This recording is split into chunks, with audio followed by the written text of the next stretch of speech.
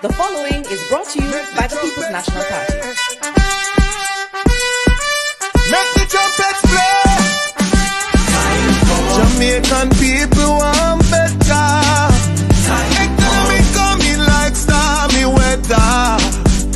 Ancestors are turning on them graves. We can tell me how we can do it together. When we look at the future of precipice, we see Jamaica needs the vision of the PSP.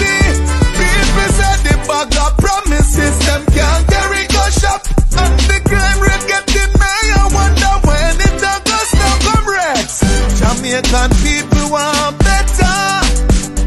Economy coming like stormy weather. Ancestors are turning on them graves. We can tell me how. The proceeding was brought to you by the People's National Party. The following is brought to you by the People's National Party. Make the trumpets play. Jamaican people want better. Economy coming like stormy weather. Ancestors are turning on them graves. We can tell me how we can do it together. When we look at the future of precipice, we see Jamaica needs the vision of the PSP. People said the bag of promises, them can't carry go shop. And the crime rate getting higher, wonder when it does now comrades. Jamaican people want better. Economy coming like stormy weather. Ancestors are turning on them graves. We can tell me how. The proceeding was brought to you by the People's National Party. So why you come to me with that foolishness, you know? You elect a prime minister, and is a prime minister run the country. It is time we learn to hold our leaders accountable for their actions and stop making excuses for them. Stop making excuses. Otherwise, go elect the people who really run in the country. And I don't want to right there that stupid argument. Hold the people you elect accountable. And stop making excuses for them. Hello, welcome. Happy Friday.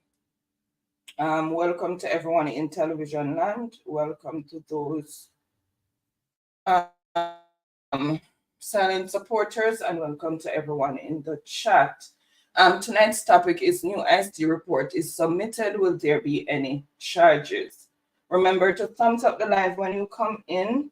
Share us out when you can, and if you are new to the channel, please show us some support by subscribing. Let me just go ahead and welcome those in the chat. Truck Life, Youngans, Max Romy, Dorothy McCoy, Pauline McLean, Beverly, Laris Beckford, Debbie White, Falmouth Girl, Unique Ray, Patel Cruikshank, Rosa, Marcia Mirage, Jean Downer, Sharon Bernard, Rosalie Rickett, Sam Allen, Yvonne Johnson, Pamela O'Connor, Fitzroy Nugent, Ransford Smith,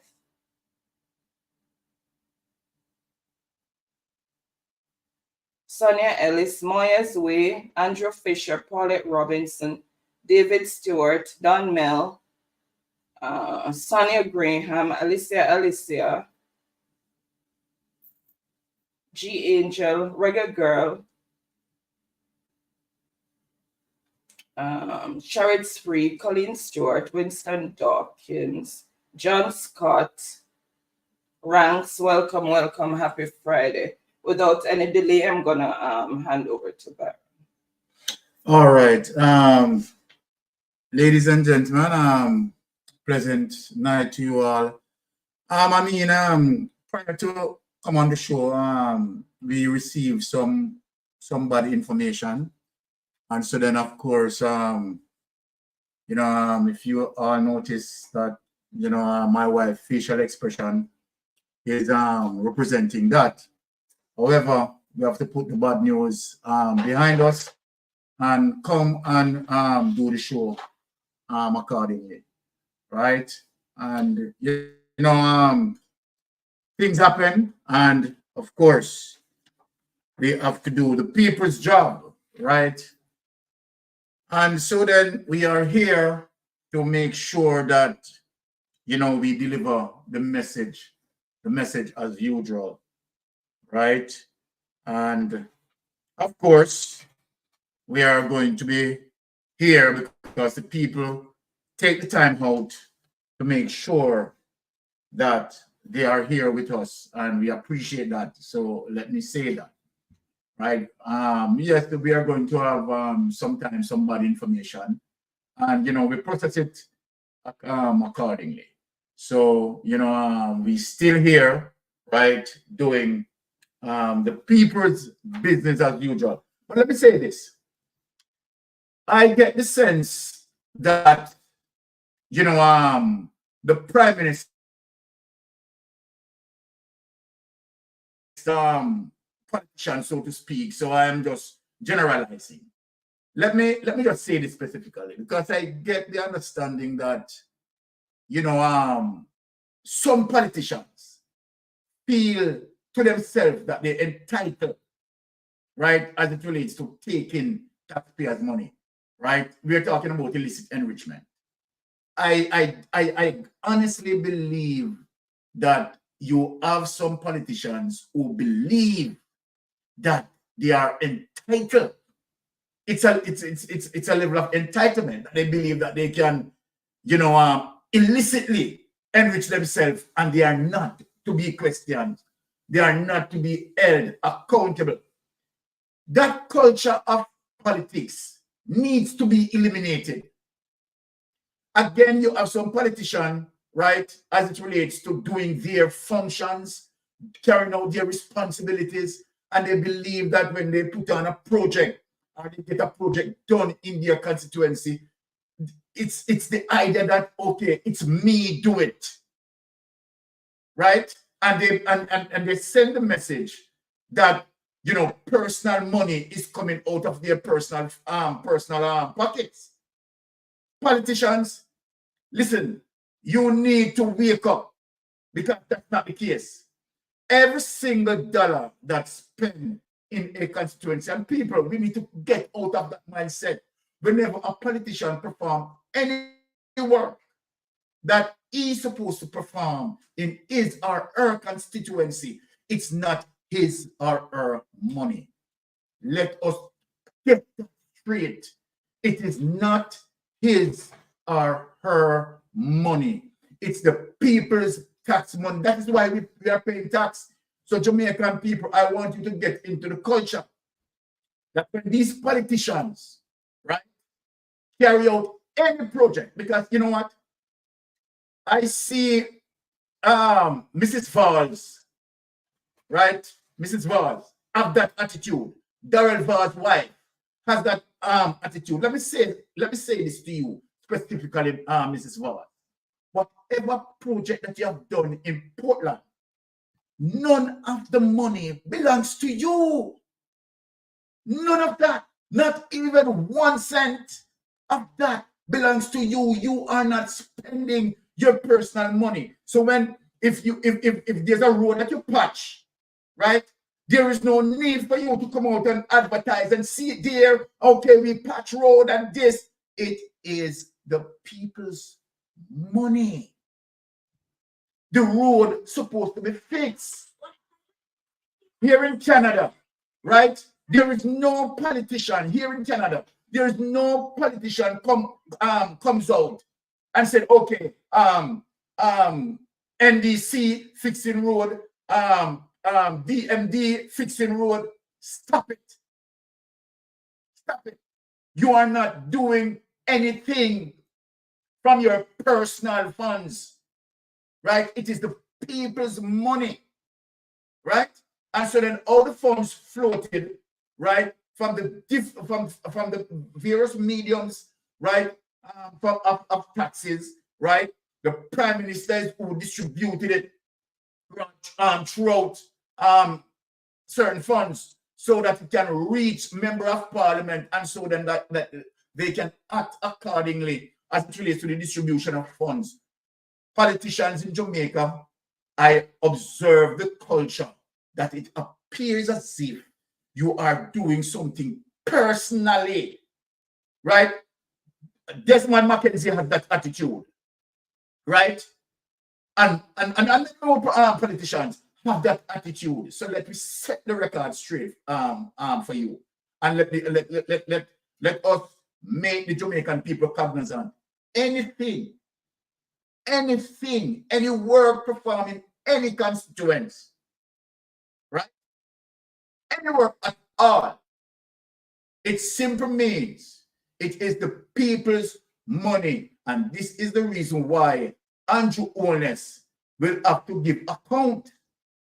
Yes, Andrew Holness under the microscope of the Integrity Commission has to give account as it relates to illicit enrichment and other members of parliament, right? Because remember, we have 8 of them. This is the reason, Jamaican people, why they have to give account, because taxpayers' money doesn't belong to them. This is the culture, right, that we want to have an understanding that this is so. And people ought not to believe that when politicians, right, do what they're supposed to do. This is the reason why we vote for them, because they are representing us, right? And it is our money, right? This is why we pay tax. This is the reason why we pay tax, to get all, right? What needs to be fixed need to be fixed, right? Per policy. So then these politicians who, when they do a project, right, oftentimes I see Darrell Vard's wife coming out, Portland, look, look, stop it, man. Stop it. This is what you're supposed to do. You have done nothing extra, nothing exceptional, right? So this is what you're supposed to do. Now let us begin the program. I have to get that off my chest because it is so sickening, right? Politicians are acting as if the people's money belongs to them, right? And when they fix something, they do it, right, from their personal funds, right? And stop it, right? And stop lying to the people. Whatever you do, you ought to do it. And when you don't do it, you ought to be fired. And this is one of the reasons why we want an impeachment act. This is the reason why we need an impeachment act. So then, in certain constituency, when we vote for them to have certain things fixed on our behalf, and they don't fix it, that is one of the reasons why we should vote them out. Boot them out of office, because they have not done what they ought to do, right? Out of our taxpayers' money, right? So no politicians, right, needs to be bragging. You understand? You do this and you do that. You work on behalf of the people, right? And this is the attitude coming from most of the Jamaica Labour Party member of parliament, as if, you know, the money belongs to them and they're entitled. You're not entitled. And as I said, this is the reason why we have the IC investigating you, because the money is not your money. It is the people's money. Okay. Tonight, it's going to be hot. It's going to be hot. All right. Let us get into our first. We're going to display our first information. And one of the reasons why I am displaying this information, right, is to show you what being done in Kenya's parliament. And this is an example that I want to point it out as it relates to Jamaica, right? Now, as it relates to overwhelming votes to impeach. Now, this is the reason why we have to get out this Andrew Holness-led government. This is the reason why we have to get out this Andrew Holness administration. because the People's National Party, right, policy position as it relates to impeachment, as it relates to Mark Golding specifically, Mark Golding wants an impeachment act. The impeachment act will get out politicians, right, who, commit themselves, right, unethically, right, so we can protest them out and boot them out. We don't have to wait on a general election. Like, oh, no, we want to get rid of Andrew Holness based on certain allegations and see that people, we have to wait, right, until a general election. If there was an impeachment an impeachment act, right, then we could use the impeachment act and have him impeach and boot him out. So I'm telling the people the reason and the fundamental reason why we need the impeachment act. Andrew Holness, the corrupted government is going against it. They don't want it. They don't want to be booted out. They want to have the opportunity as it relates to take, because that is what it is. They want to take, right, taxpayers' money, right, and not being accounted for. They don't want to be accountable, right, as it relates to taxpayers' money, as just what the thieving criminal pastor is saying in Mandeville, that Andrew Holness, right, need to have more than 28 accounts. Him need to have about 50 accounts. That's the thieving come along, right? That's how they think. They think they should go into the politics and rob them, just like how the thieving pastor is scanning people in Mandeville. But we are going to get to him, We are going to get to him. So let us get to that document, honey, as it relates to Jamaica Dina. Kenya's parliament overwhelmingly votes to impeach. Let us get into the business tonight. Right? Show people the importance of why we need to have the impeachment bill, right? The impeachment act, very important. So we're gonna show the example, and here the Jamaica Gleaner carries that. Now let us read. Kenya's parliament overwhelmingly vote to impeach the country's deputy president. This is what we want to do. We want our system to set up to have an impeachment act. So in every step of the way, you will realize that Mark Golding means the country well. In every step of the way, you can understand one of the reasons why Mark Golding wants these policy positions to be implemented, right? You will see that Mark Golding is for checks and balance, right? Andrew Holness doesn't want that. So let us read on. Let us see the example here. Nairobi, Kenya. Kenya's lawmaker approved a motion Tuesday to impeach the country's deputy president following day-long discussion, and after Rigathi Gachagua appeared in parliament to defend himself against several charges, including allegations that he supported anti-government protests in June. The motion was approved by a 281 to 44 vote in favor of the impeachment, well above the 117 votes constitutionally required. Take that away, honey. Let me talk to the people, right? So that Jamaican people must understand when we talk about certain policy position and why, you need to support, right? A member of parliament support a party in terms of the policy position that that party is taking.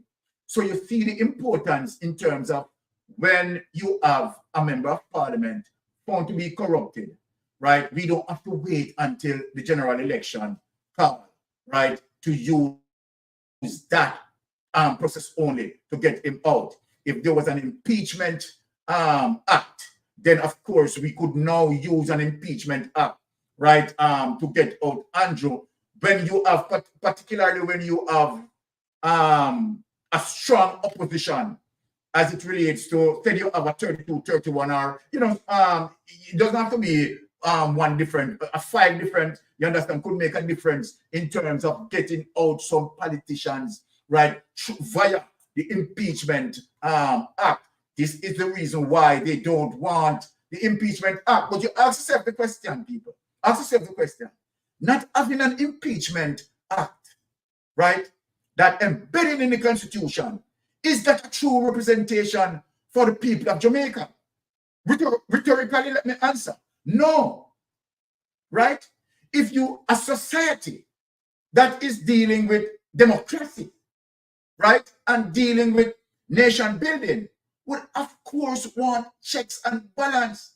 So people must understand the level of piracy within the Andrew Holness administration, not wanting an impeachment act, and yet they are explaining certain justification around it, you understand, which doesn't make any sense. The fact of the matter, what the impeachment does, it serves as a mechanism, right, to not just having only one process to eliminate a member of parliament, right, but to utilize another layer of protection for the people. So then where you have a politician, right, corrupted them is or herself, a politician who ethically and morally bankrupt, we could now use the Impeachment Act and get out that person. So that is how we are talking about true representation,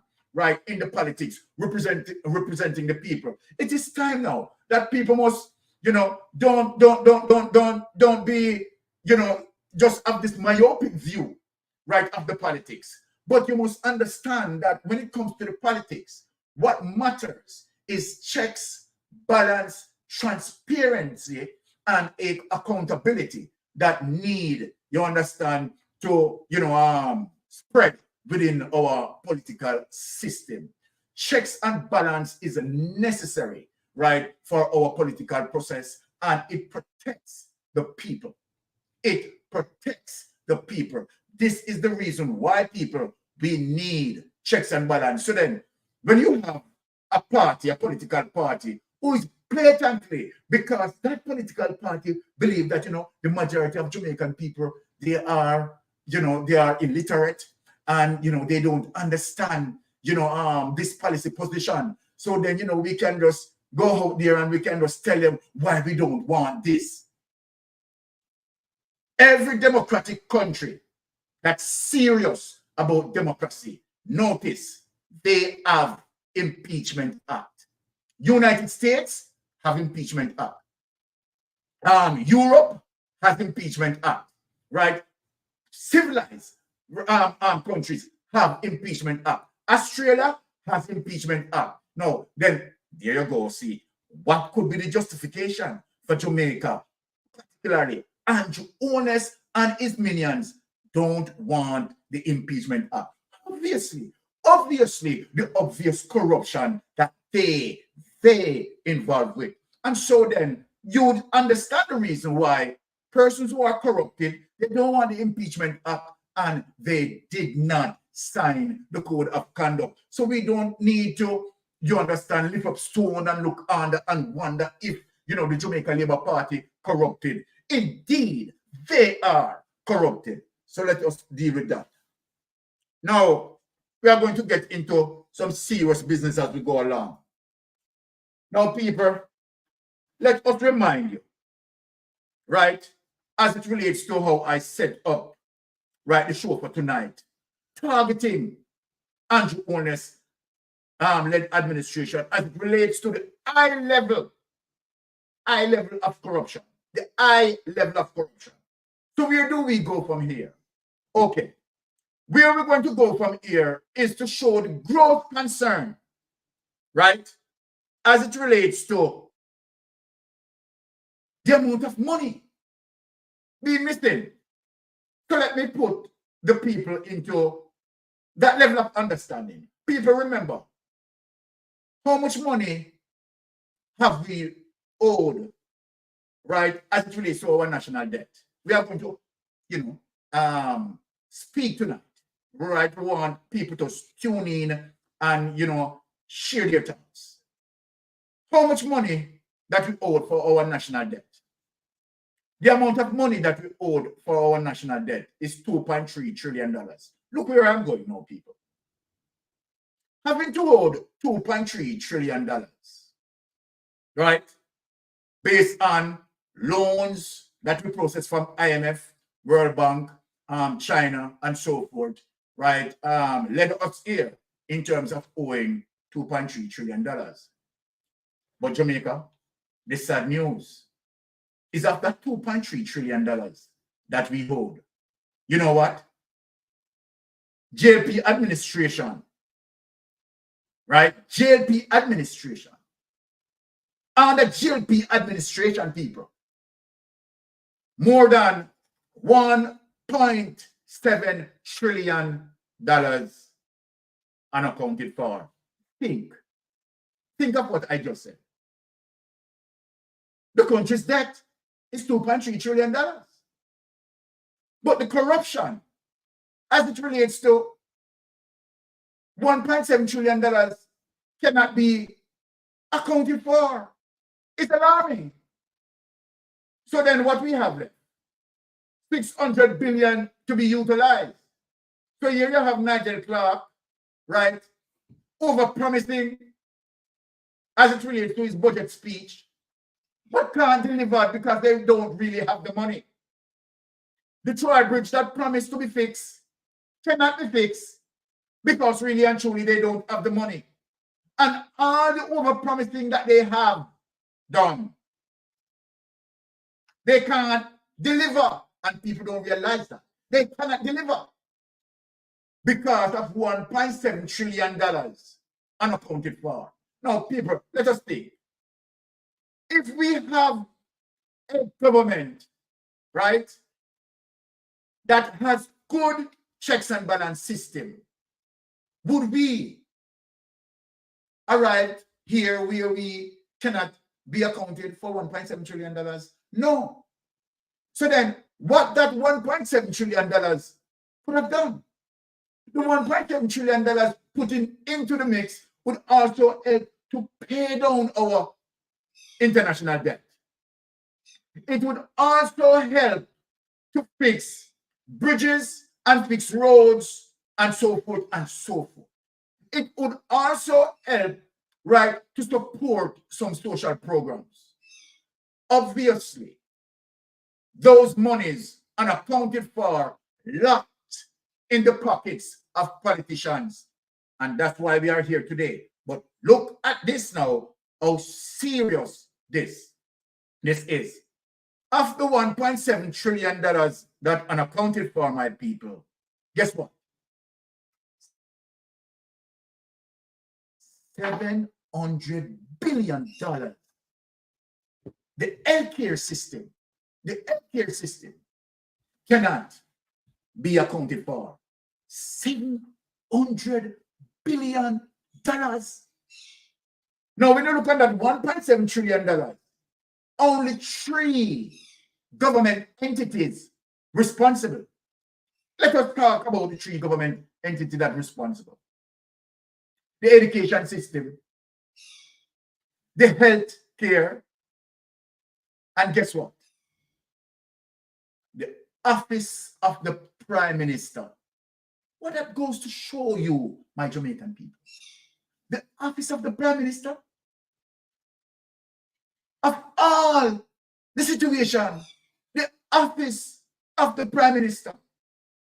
But let us peep into the health care a bit, because Jamaican people, this is where the metal meet the lead. Our health care is dilapidated. People are suffering. Limited bed spaces, right?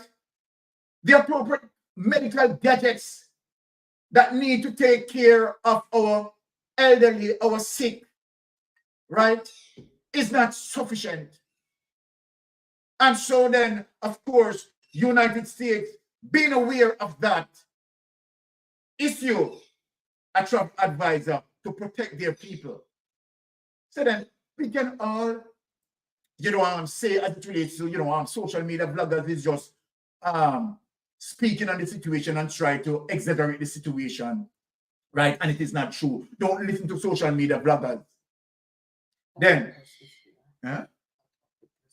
bless up yourself at all for the press. Big up yourself. People remember, at all for the press is doing some solid work. I want to go over and support at all for the press. You understand? Because she's one of us. You understand? A soldier on mission. Now, let me say this. when you look at, okay, right, or healthcare, right? Now, take the constructive criticism from out of social media, because the Prime Minister is saying that, okay, all right, most of the times we are not speaking truthfully. Then I want to ask the Prime Minister something. Is that the United States is not speaking truthfully? Because the United States, issuing that travel advisory is now in parallel with what the social media bloggers are reporting on. Are you going to say that, okay, we are too political? We are speaking the truth. We are identifying the wrong. Now let us dig a little bit deep. Now let us go into show how serious the corruption is as it relates to the Andrew Holness-led administration. It is extremely serious. And without any hesitation, I am going to say that of the history of our political process, I'm willing to put my hands on the Bible, right? I'm willing to speak the truth and nothing but the truth. Andrew Holness-led administration in the history of our politics is the worst. This Andrew Holness-led administration is the worst in the entire Caribbean basin. I have the facts to prove. It is the worst in the entire Caribbean basin. Let us take a look right now as it relates to the tardy accounts black assessment of $700 billion spent. Now, let us look into this Jamaica Gleaner tardy account black. Let us get into the art of the corruption here. Tonight, we are going to deep dive, dig out the corruption and put it right front and center of the Jamaica Labour Party administration. My people, read along with me. Tardy accounts black assessment of $700 billion spent by Health Ministry. Right, Thursday, June 2024. Now, Jamaican taxpayers and the Parliament are still unable to assess how the Ministry of Health and Wellness spent almost $700 billion in public resources allocated to the ministry over a 10-year period, owing to the apparent failure by Permanent Secretary Dunstan Bryan to submit the appropriation account to the Auditor General in keeping with the Financial Administration and Audit FAA Act. Now let us look now, people. A claim occurred to the Auditor General Department on Tuesday revealed that the backlog of appropriation accounts that had been flagged in successive annual reports, people, successive annual reports, year-to-year annual reports of the Auditor General are yet to be submitted for review. Can you imagine, people? Can you imagine that Andrew Holness-led administration as it relates to the appropriation account so that it can monitor the amount of money being spent, right? How the expenditures work through that ministry. The appropriation account is not being submitted. And you're going to tell me that Tottenham didn't know about this? You are going to tell me that Nigel Clark did not know about this? And you are going to tell me that Andrew Holness did not know about this, but they let this gray area left alone because they want, you understand, obviously, let me speak it, you understand, all of that money, you understand, unaccounted for and no checks and balance as it relates to those money being missing, cannot be accounted for. Janet Calder, Executive Director of the Jamaica Accountability Meter Portal, says she is not surprised that there is no progress at the Health Ministry regarding its legal obligation to account for the money, right, the public has provided over the last 10 years. She contends that this is not a new problem and has been allowed to persist for decades. The Health and Wellness Ministry reported early last year that the appropriation accounts for fiscal year 2013 to 2014 to 2022 to 2023 had been completed and submitted to the internal audit unit of the Ministry of Verification. However, more than a year later, the documents have not yet been delivered to the Auditor General. Can you imagine, my people?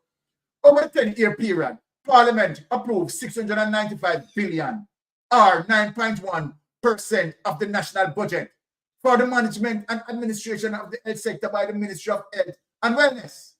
Now, Section 24, subsection 1 of the FAA Act stipulates that accounting officers should submit to the Minister and the Auditor General appropriation accounts for expenditure for each financial year within 4 months after the end of a financial year. The Ministry also reported last year that the delay in completing the account was due to challenges with the FinoMan system server. Can you imagine? 2 decades old Gleaner articles and the Ministry of Health speak to the extent to which those challenges are allowed to persist. Calder highlighted. On March 18, 1963, the Gleaner quoted a Public Accounts Committee report that there were adverse comments from the Auditor General on condition of the Ministry of Health accounts for 3 successive years, ending 1959. That many transactions were subjected to no internal audit whatsoever. For example, expenditure during 1958 to 1959 in respect of salaries and alone. Take it away. Let me talk to the people. So people, this goes to say in terms of, this is the reason why we need to understand the politics. Fundamentally important, right? Now, when you look and you see that the Ministry of Health, as it relates to the appropriation account, that would give light of how money being spent right within the ministry, not being submitted for years, and under the management of Nigel Clark, that is so brilliant. What am I to say? He didn't aware of this? Let us get down to Tufton. Tufton, you did not aware of this and realize that that needs to be fixed? The appropriation account needs to be filed on a yearly basis. Let us get down to the permanent secretary. The permanent secretary. You did not realize this? So then, how the taxpayers' dollars being protected? Obviously. Let me ask the question. How our tax dollars being protected? Our tax dollars definitely are not protected. Right? Now, let us go to something that is now very serious. Let us look at this. The Cornwall Regional Hospital. Let us get there. My people, I have someone who went there this week to prove a point. And the person sent me a photo, and I'm going to show the photo. We have Tufton coming out on several occasions, lying to the public. Let me speak. There is no work at current is taking place at Cornwall Regional Hospital. None whatsoever.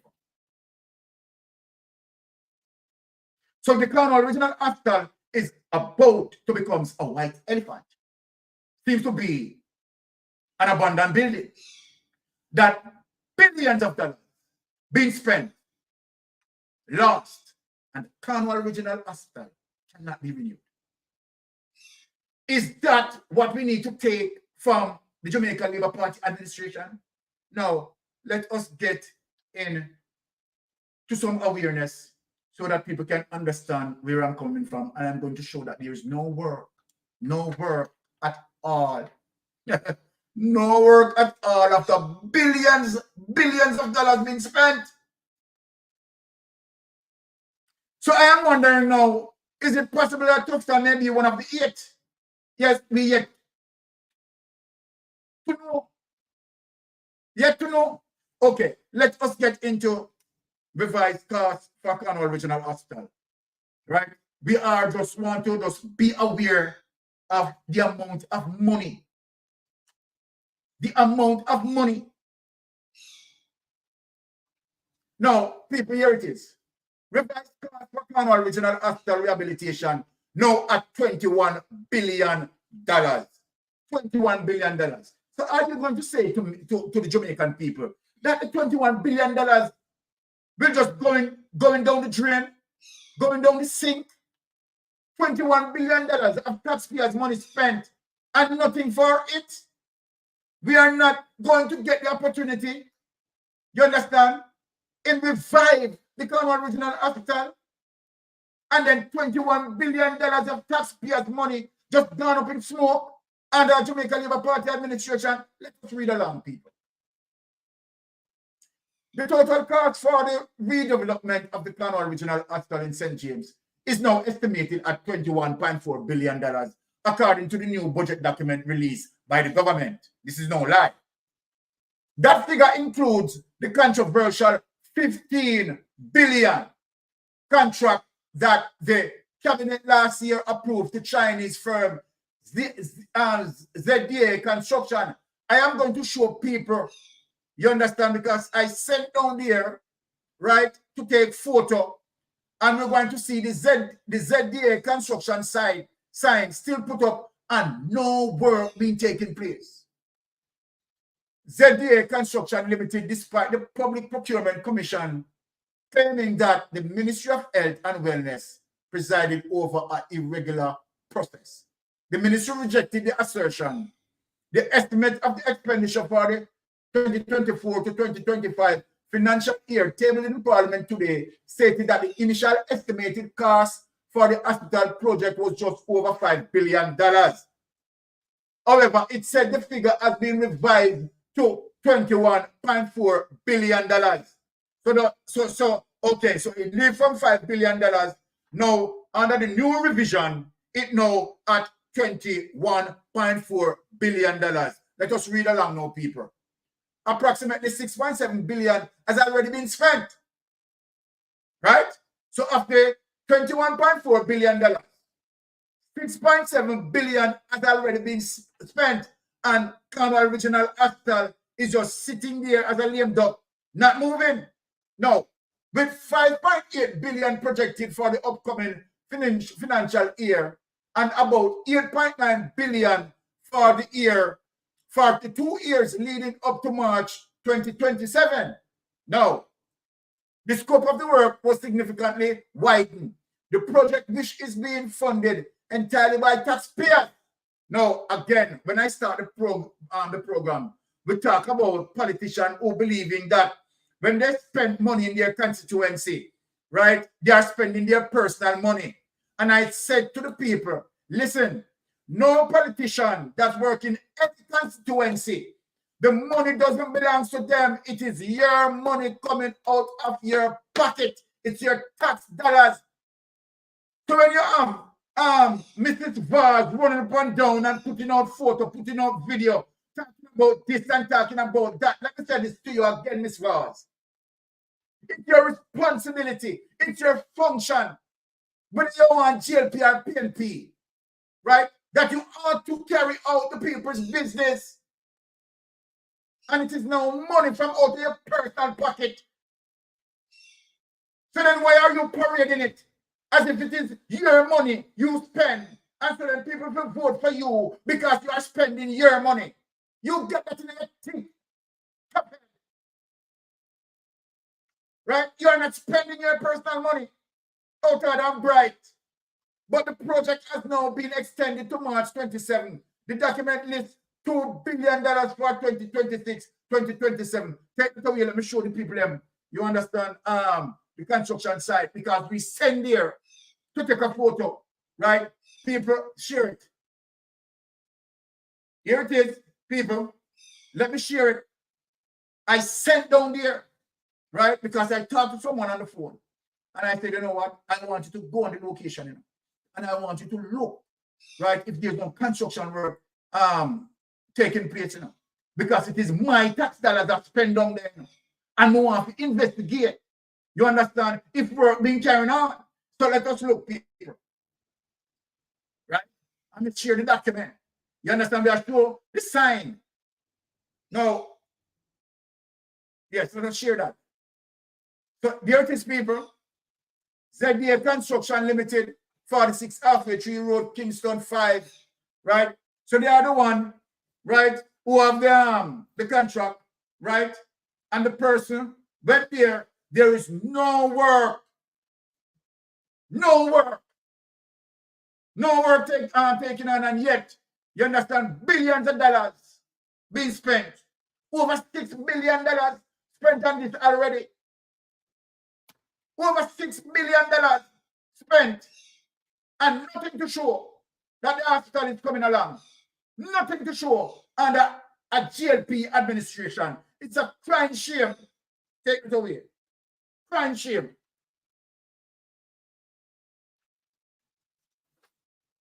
So my people, when you look at this, right, and when they're coming out with their PR, right, their PR is not going to work when we are here to show those evidence. Now, Nigel Clark, we realize that Nigel Clark people get up and run, you know. But Nigel Clark know the reason why he got up and run, because Wolper Bangarang are coming, right? Because we have seen now that the economy, so to speak, is now taking a nosedive. Yes. So what the JLP is coming out to say?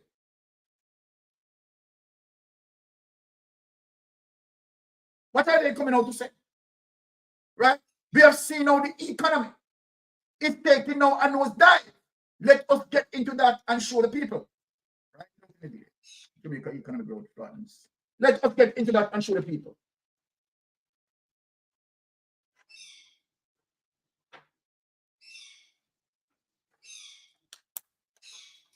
Now here it is, people. Jamaica's economic growth flattens in June quarter.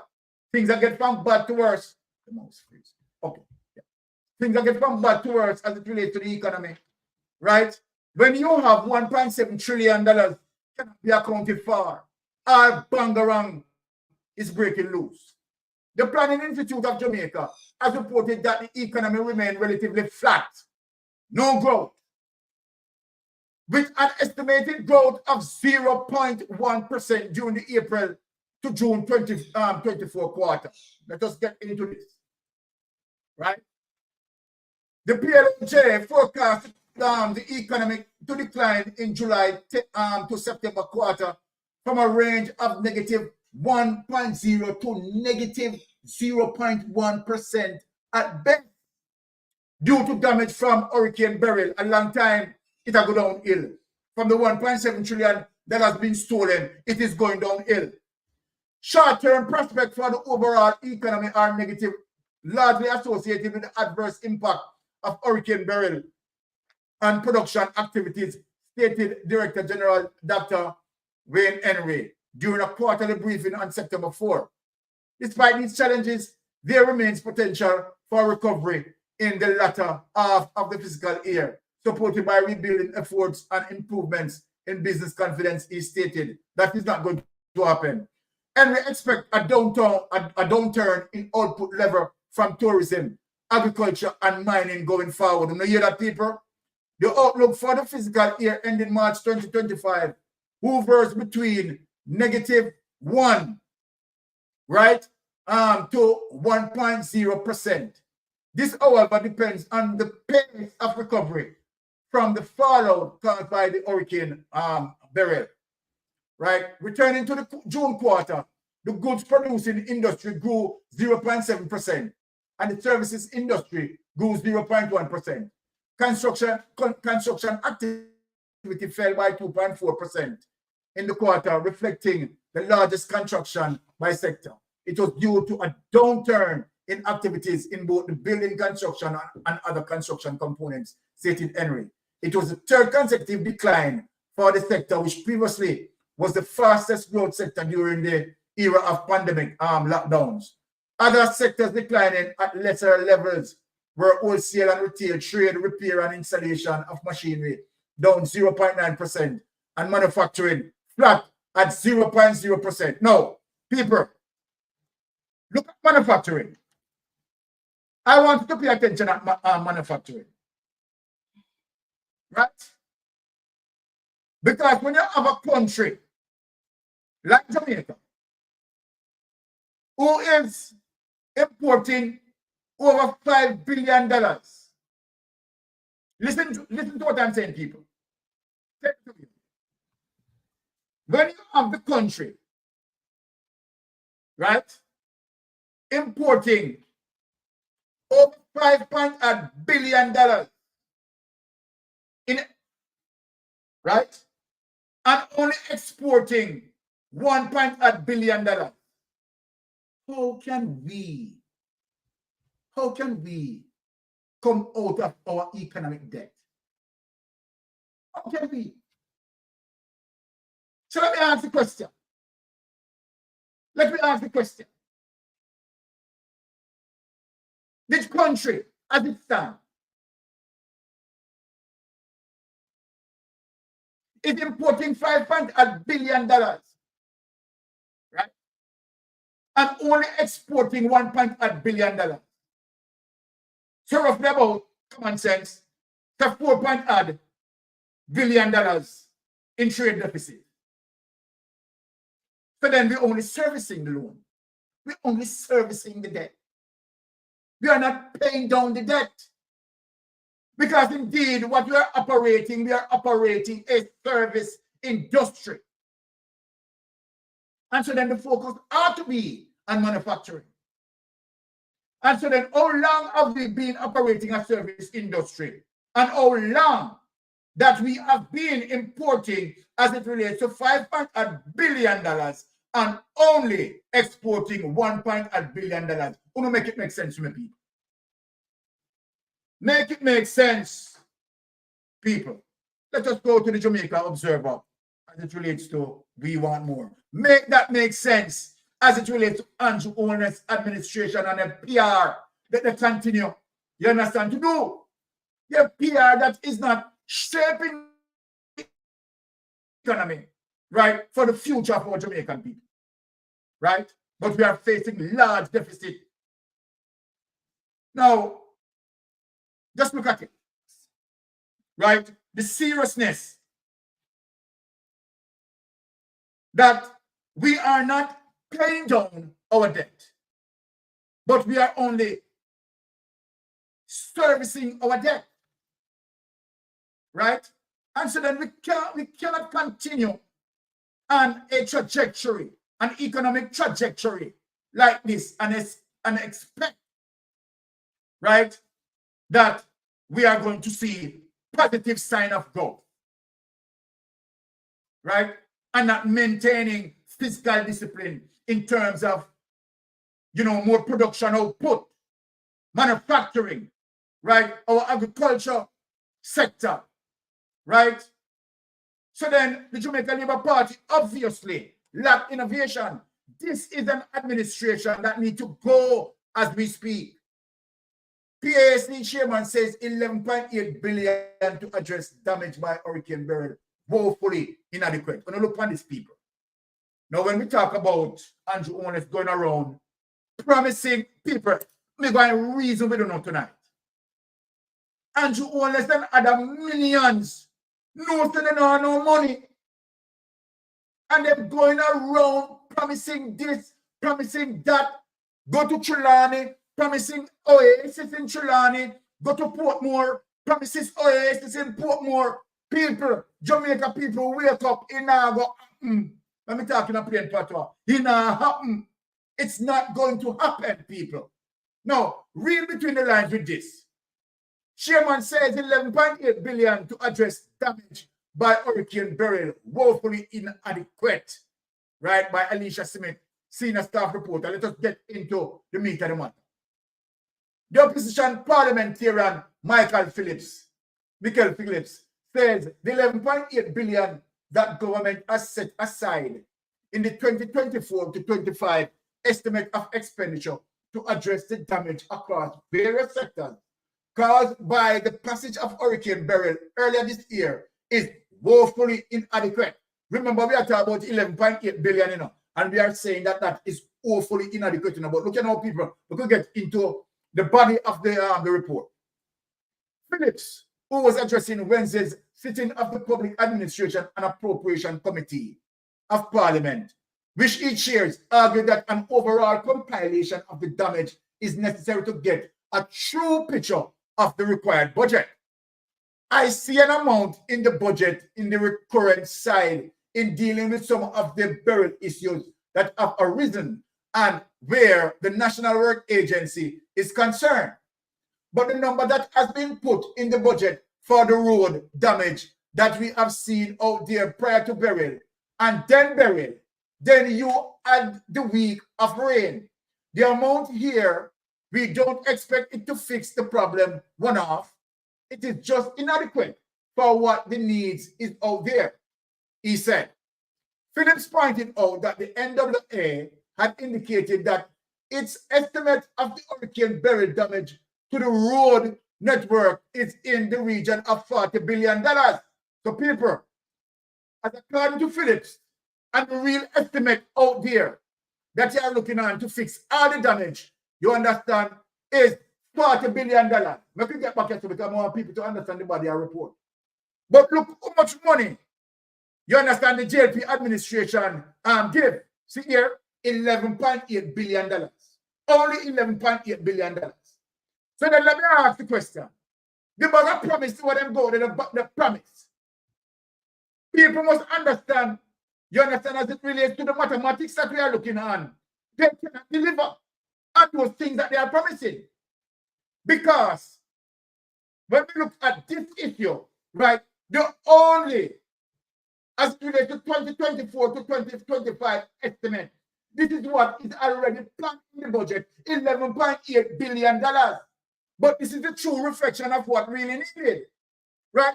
Phillips pointed out that the NWA had indicated that its estimate of the Hurricane Beryl damage to the road network is in the region of $40 billion. So when them come out and promise this and I promise that, it is not going to happen, people. More want to understand and get the gist. You understand? Don't listen to JLP that's come out with a bag of promise. But yet still, we are only seeing, but look how it gets worse, people. $11.8 billion, you know, that them promising, you know. But watch now, people, let me read that. But yet still, we are only seeing $3 billion for the relief, emergency assistance, community and health REACH program, plus another $26 million for road repairs from the National Works Agency. It's small number compared to what the actual damage is. Take that away.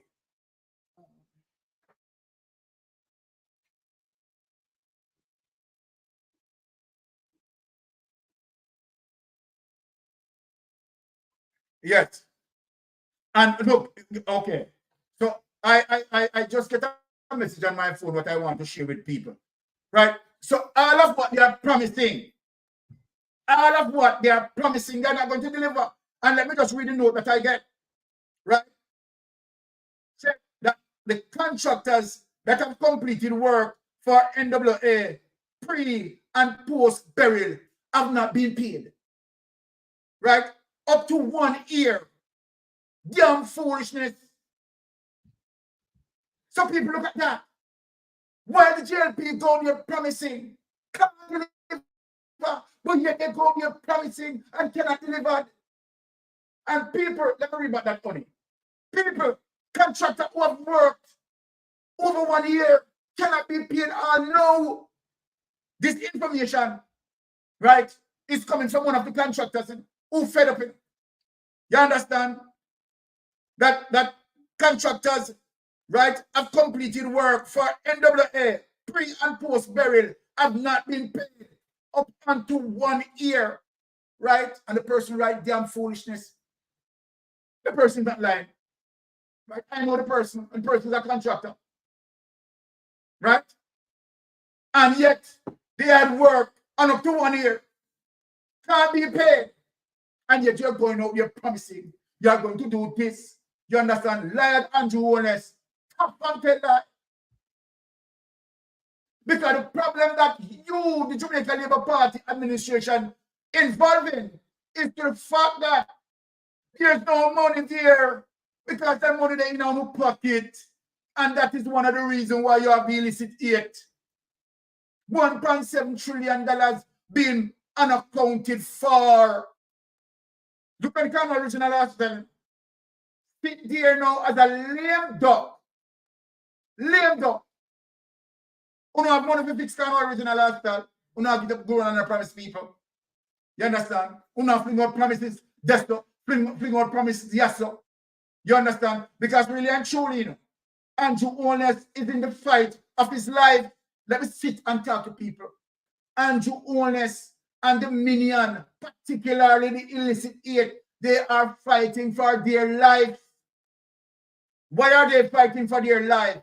If they lose the general election, right? And where this investigation is going to reveal people have got prison. So then proper route to shoot. So then, with all what they are coming out with, even when them can't deliver, you understand, them going to shut down the promises to people, but people, let me tell you something, we want checks and balance now. We're serious now about the government China. The government need to go. Right? Because what they have done now, they now find themselves into a predicament. Right? Having difficulty, right? Because they've robbed up the money. Yes, them rob up the money, them can't find it. And so they now them in a problem. They are in a problem. 1.7 trillion gone. And that now have nothing. The 1.7 trillion dollars as it relates to the treasury, you know, that have to deal with taxpayers' money, you know. That now have nothing to do with SSL, you know. Is to show you how rampant the corruption is. Just imagine, the 1.7 trillion dollars that we are talking about missing has to do specifically with the treasury, with the Jamaican taxpayers' money. So then, donations and other money, we don't see that. Right? We don't see that. Right? Because several questions need to be asked as it relates to donation money. You know, we have one shred of evidence, though. One shred of evidence. As it relates to the Prime Minister, we don't hesitate. You understand? We don't hesitate to call him name. We have one shred of evidence and we confirm that the Prime Minister, right, who have gotten money, donations, charity donations, ring it through his personal charity company. And guess what? Converted it to personal use. So Jamaican people, you believe that only one time it happened? You believe that only Andrew Owners alone do that? You believe that only Andrew Owners alone do that? You understand? So then, you tell me. So now we can speak now because we have evidence. Based on the ICT report. Based on the ICT report, we are not assuming, right? We are not thinking, you know, anything out of our head. We don't have to resort to what we call deductive reasoning, right? Where we argued some sets of circumstances and put it into a particular perspective based on the circumstances being argued. We are arguing this based on evidence. Yes, that the Integrity Commission investigators had discovered what you had done. You understand, with the donation and Jew-owners, what you had done. Then how you have love and sympathy on the Jamaican people? How do you have love and sympathy on the Jamaican people? That you disrespect them, you disregard them, right? And show them the little donation that they are getting, right? As according to you, they don't deserve it. It goes to your personal use, right? And not the people. Eh? And this is how you love and care after people. And you don't run out on campaign, they tell people to vote for you. Vote for you for what? For you to take more donation money, let me ask you. And more donation money. You want to take, you want to run this thing like your pastor friend in Mandeville, the run Mandeville. That's what you want to do. You want to run this thing like all your thieving pastor criminal friend, right, in Mandeville, running the tricks and trade in Mandeville. That's what you want to run the Jamaican affairs. We are not going to allow you. We are not going to allow you. Right? We are not going to allow you. Let me tell you that. Now, let's just take it away.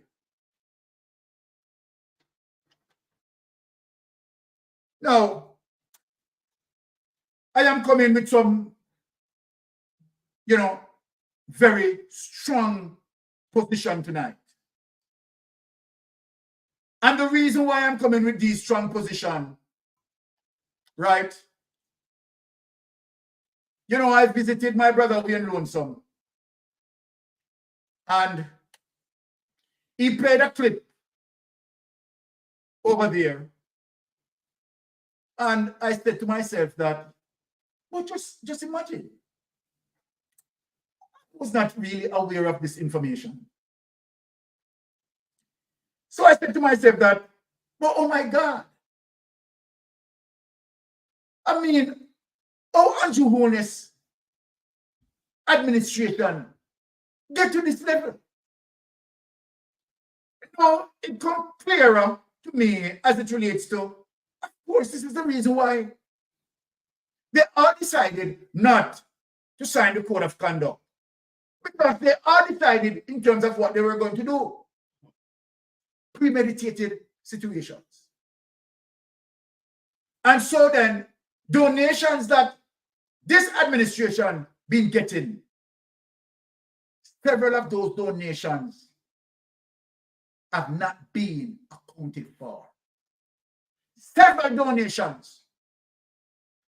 Let me say this to Andrew Holness and his administration. Because, you know, Andrew Holness and his administration is behaving as if Jamaican people need him. Let me tell you something, Andrew Holness. Jamaican people don't need you. You are to remember how you get into the politics. It is not the Jamaican people who ask and come to you and beg you and plead to you to come into our politics. It was nothing like that, Andrew Holness. All of you who are in the political process decided to do so voluntarily. You took up yourself, and I'm addressing all politicians. You all took up yourself and said, I believe I can contribute to my society in a positive way in terms of becomes a political representative. In terms of doing the goodwill of the people. That's what you all do, and you all went into the politics. It is none of Jamaican people who galvanized around you and said, and visit your house and said, Andrew Holness, can you come out of your house? We want you to come and represent us in politics. It is you, Andrew Holness, who took up yourself and said you can do the job and tell peer lie. Right? So then when you look at that, that is what we call scamming. Political scamming, canatis. Right? And when we find you as such, we are going to call you out and ask you now to leave our politics alone. Now, so let me just give the people some refreshing. Now, honey, let us find this clip as it relates to Vice President Harris. We're going to show Jamaican people as it relates to several donations that this administration received on behalf of the Jamaican people. And did Jamaican people see that? Did the Jamaican people see it? Andrew Holness, let me tell you something, you know. Let me tell you something, you know. So when Father God don't beat you, you see when Father God don't beat you. Now, let us play the clip.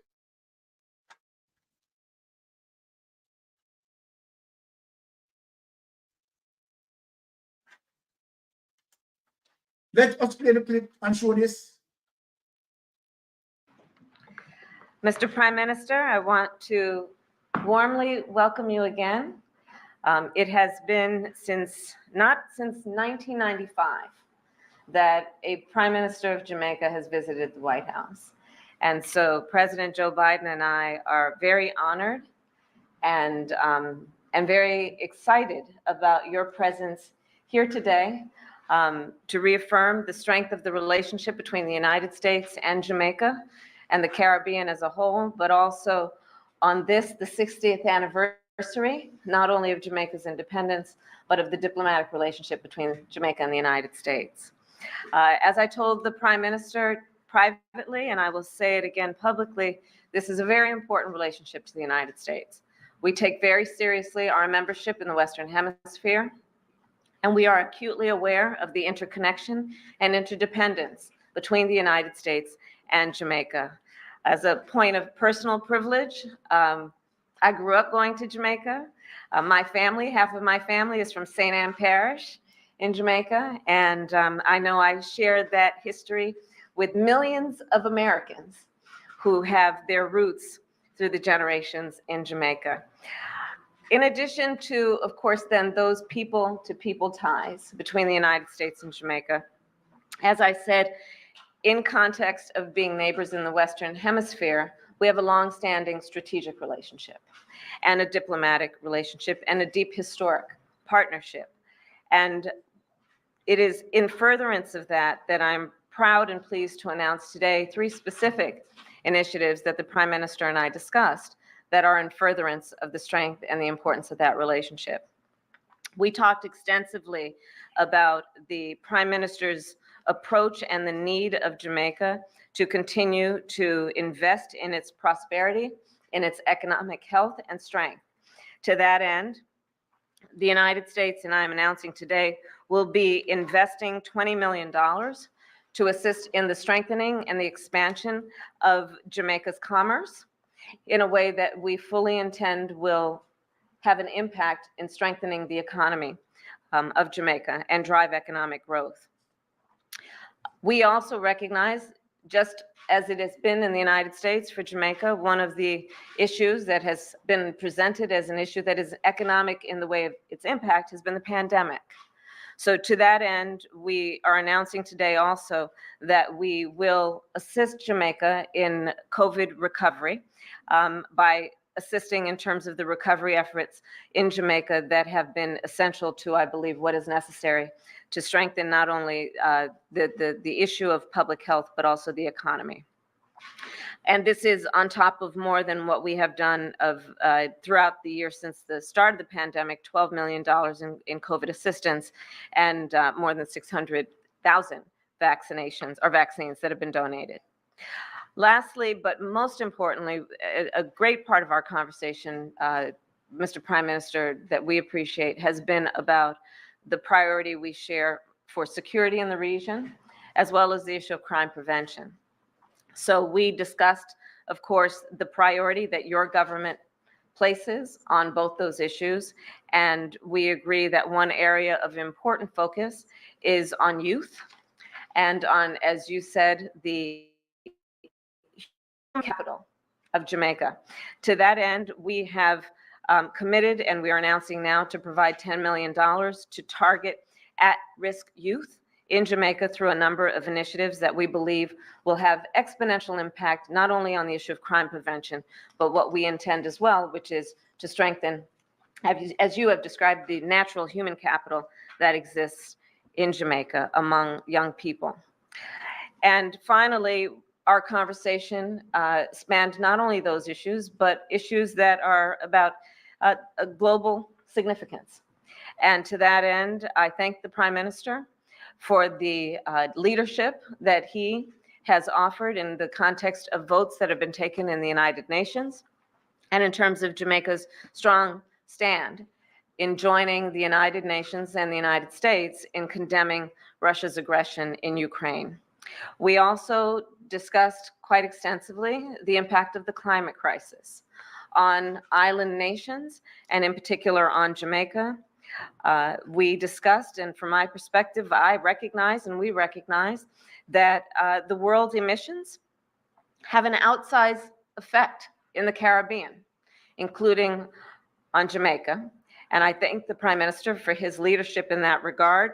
And we are eager to partner with the Prime Minister on what we can do to invest and prioritize climate resilience, but also an investment in renewable energies, understanding that this is about energy sources, and it is also about human capital and development and supporting the economy there. So in conclusion, I will say that the United States and Jamaica continue to be close friends with many, many issues in common. And this partnership is an important one and an enduring one for the United States.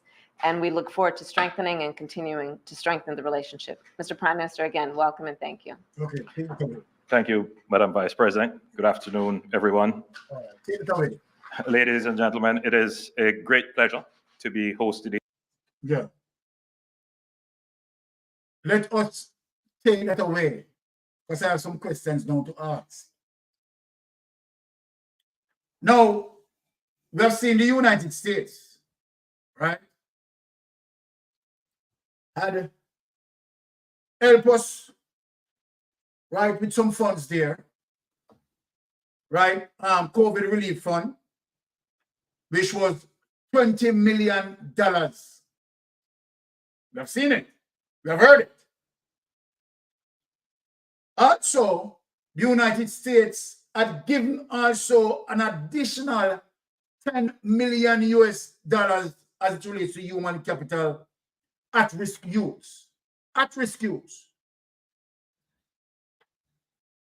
So overall, as it relates to United States donations, over $30 million US. Let us ask the question. Let us ask the Prime Minister this question. Because none of us know how these monies were spent, if they ever spent at all.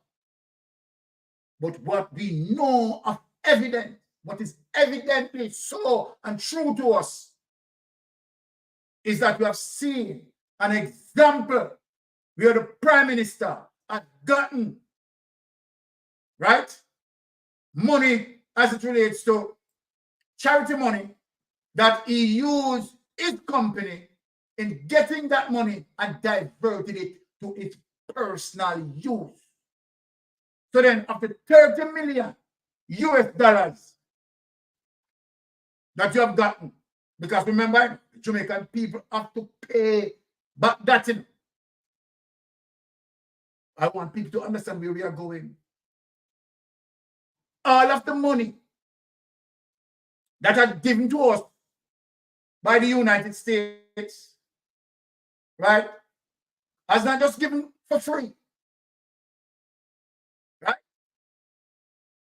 So then we have seen where evidence is suggesting, as it relates to the Integrity Commission report, where we see a particular donation, right, being utilized through Andrew Cornwall's company and converted to his personal use.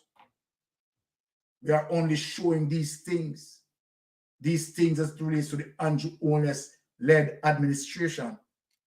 No checks and balance, no accountability, right? As it relates to what Kamala Harris had given the money for, the Jamaican people don't know as we speak today if that money being used for that particular reason. Yeah? So we don't know, right? The truth be told, we don't know. We have no evidence of how the money being utilized. No evidence. No evidence whatsoever. And here it is, as it relates to the IC report. The IC report is showing us, right, how the Jamaica Labour Party administration, particularly where Andrew Cornwall came under the microscope, right, where he had converted, right, such donation to his personal use. It's not shared, it's just for you to read me while they're talking. Okay, come after process. Okay. So that is a situation where that is can that be shared? Not yet. Okay. So what that's about?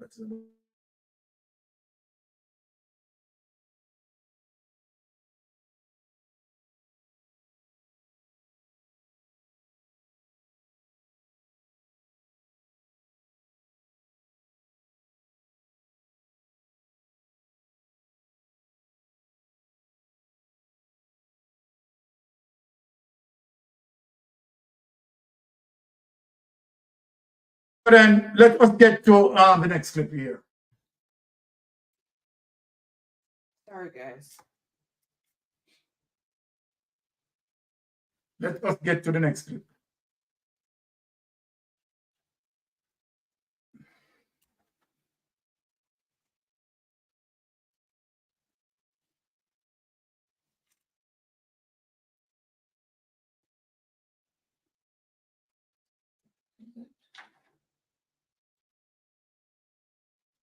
All right.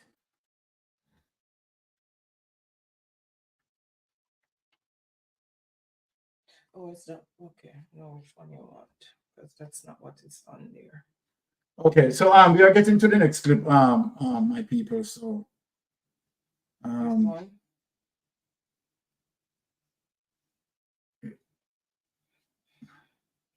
no.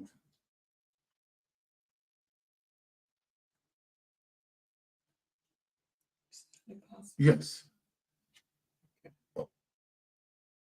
What is this? No, it is the winner some clip. That's it. Okay, all right, yeah. All right. Let us address this situation. Sorry for the little distraction there. I just want to play something right as it relates to this part. Right, bring back something from Titan. Yeah. When I found myself. Oh, you want a picture of everything? Look how one in this. That's the whole idea. That is I drink King Dog and pasta this Coleman pasta. Me not dead yet. Yeah. So I put this together, and this is Mama. People, remember, you know, is a senior JLP member, this, you know. That over there, so. When I time him was there, him was the finance minister, the number 2 man. He was the number 2 man. And you see when there, you see what I feed him with what that Guinness, this is our dragon. Dragon, yeah. Dragon and all kind of mix up. This is a pasta. So them call it. We're supposed to be a prison, you know. But yes, still them talk about Mark Golden and carry criminal pan thing I call ISAT criminal. Him supposed to be a prison. Him rob people with gun, no man rob them other way. Yeah? Look on him.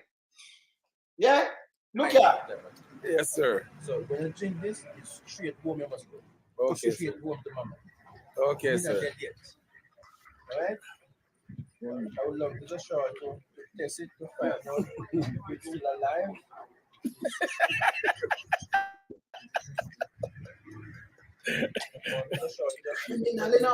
Still alive, but his name has been not dead yet. Irish mash, peanut punch.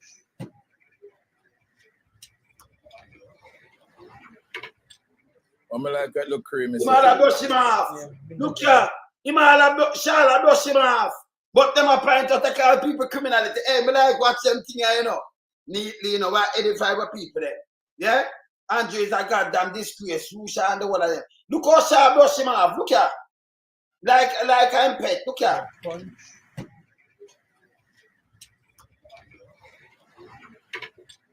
I'm like that look creamy, sir. Yeah, been not dead yet. No. You can go ahead.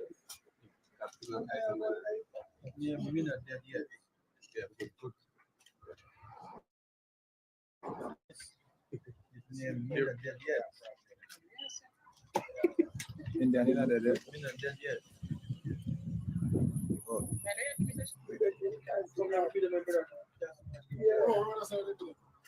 How have it? But the company, Asha. Doc, how it tastes, Doc? Me not dead yet.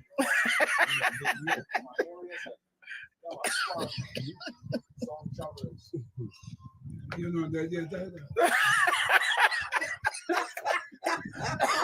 Him a laugh, criminal. Oh, God. Mr. Shaw, how it tastes, sir? How it tastes? No, in our spot. I do right thing this. Something there. I remember says Irish smash, you know, you never shake you up.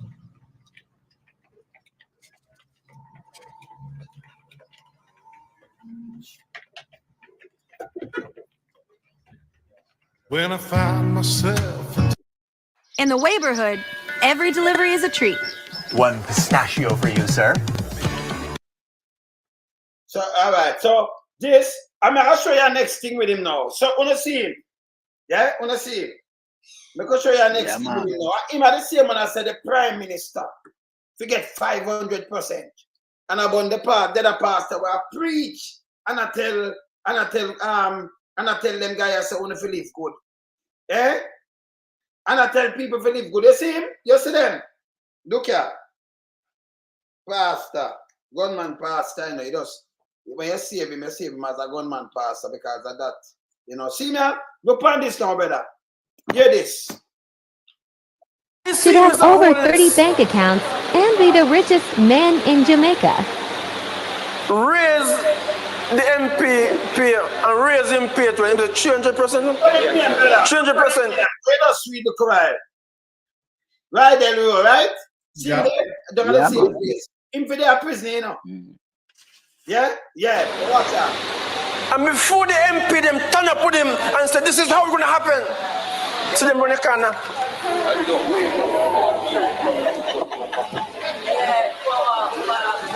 You know how hard they work, they can get strokes on the road, they can get strokes on the job because those type of job is pressuring. They look on 900 and 1,000 get per month, they will spend it back in the consequency. They don't make the money unless they get some contracts.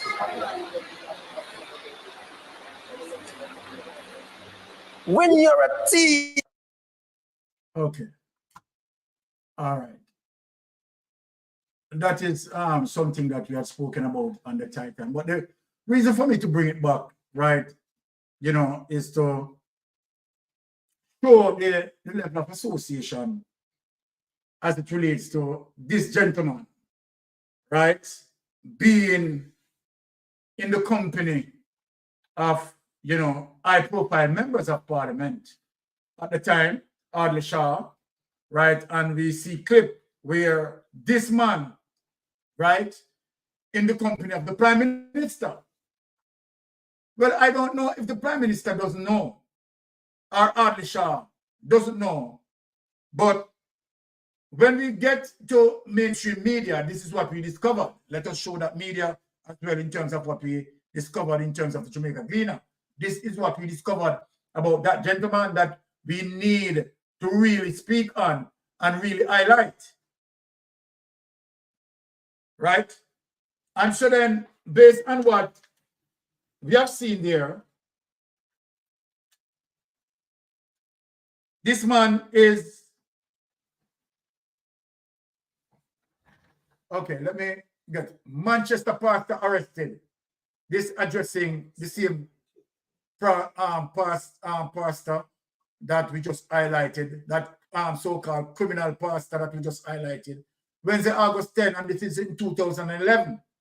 So now we are here at 2024, right? Would like to query some of this information to see the status of this information. The Manchester police yesterday arrested a pastor identified as Radial Rowe while he was preaching at a church on Ward Avenue in Mandeville.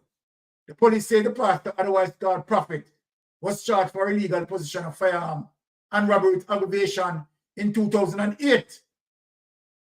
Right? What is the significance with 2008? Because Andrew Holness admit 2008, right? SSL 2008. Now you have this pastor, right? 2008. I don't know what the significance of this thing, and was convicted in both offenses. However, they say the appeal. They say he appealed both cases and was granted bail. Granted bail. Since then, the police say the pastor has not returned to court. This is from 2011. The Court of Appeal made an order that he be arrested and taken to prison to serve his sentence. Now take this away. Now, the reason why I'm pulling it back, based on what that clipping is saying, right? And as what the court order said, that he need to be taken in custody and sent back to prison. Between 2011 and now, what transpired, right? Did he go to prison, right? And come back? Well, that would be fine. We wouldn't have any situation to argue with. But if you notice what the paper said, he was given bail and expected to return to court, but has not done so. Now, if that is the status of this gentleman, all I am saying that this gentleman obviously had seen in the company of Audley Shaw, had seen in the company of Andrew Holness. And then, of course, I have to ask Andrew Holness, what happened to the status of this man that if Andrew Holness, to the fact that, based on what the paper is saying, this man appears to be a free felon. Right? Someone who is free from justice.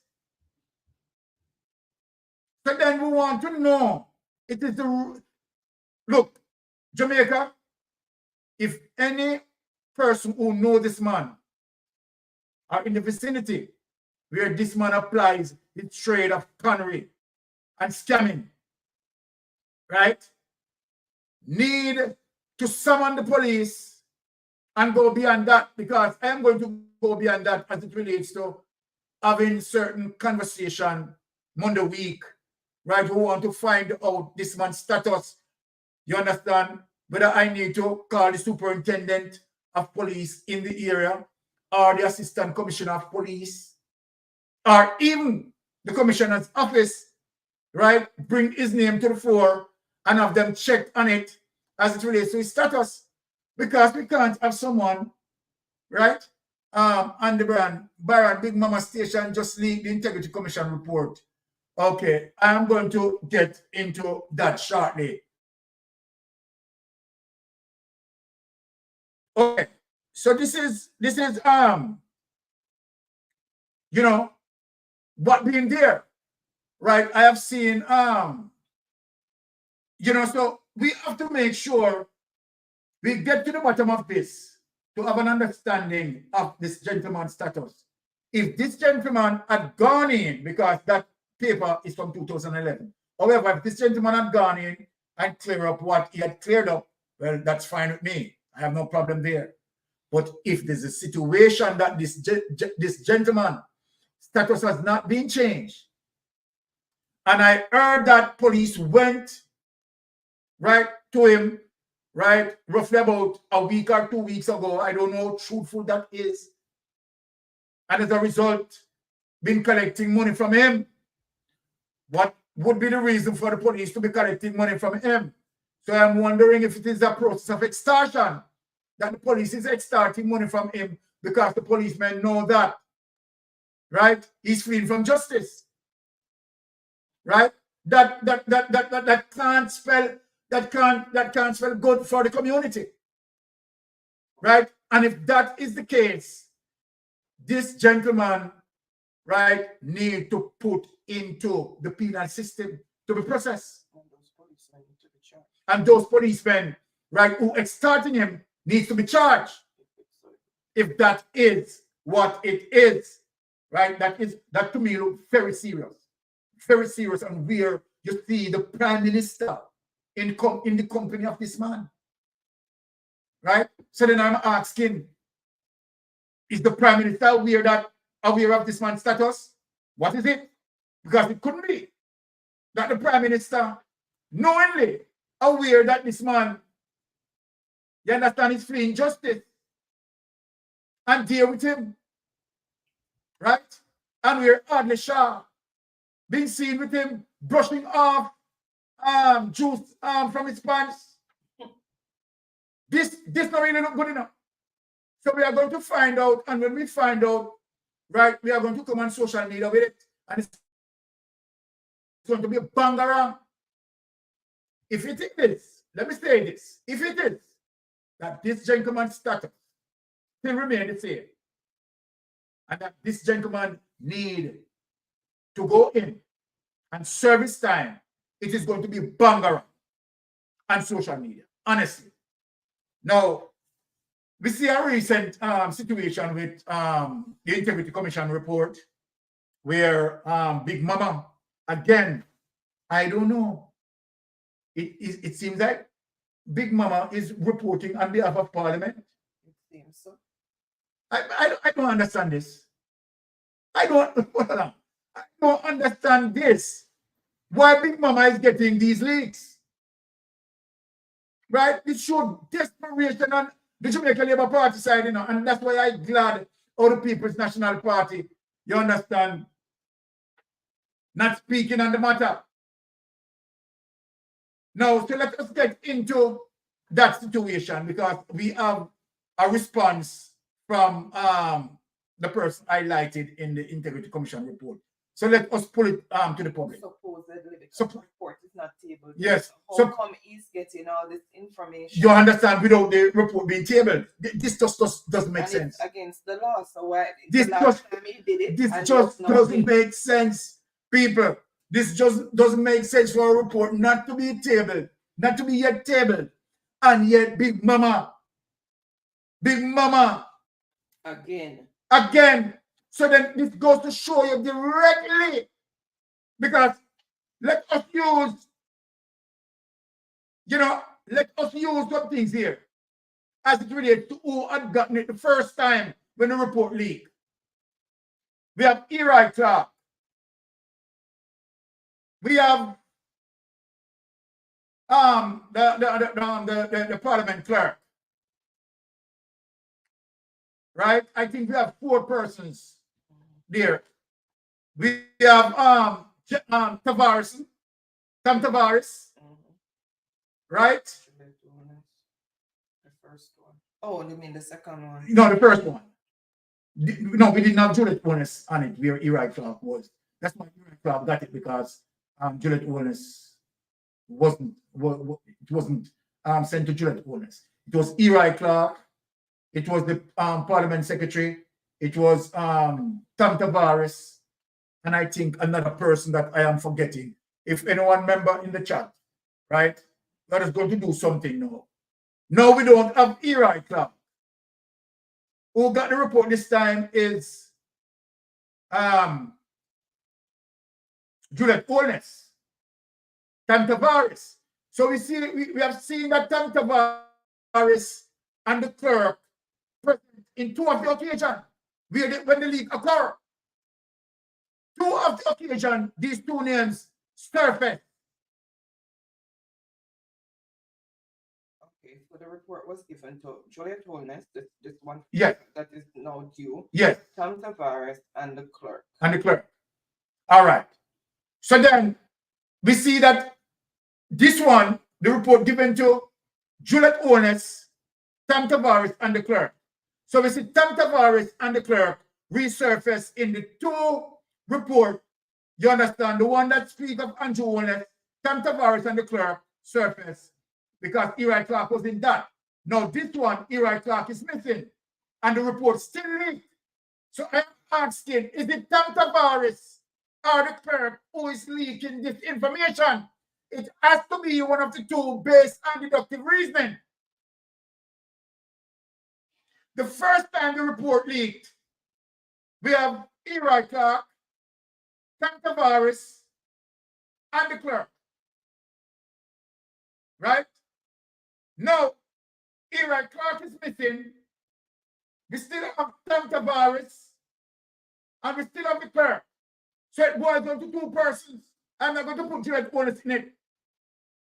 2 persons who were present when the first report leaked, and we have the same 2 persons present when the same report leaked. So it boils down to 2 persons now. So we take Eli Clark out of that. We're talking about deductive reasoning. Is it that the report's been leaked in as a result of Tom Tavares or the clerk? I want to know. That's a breach of protocol if that is the issue.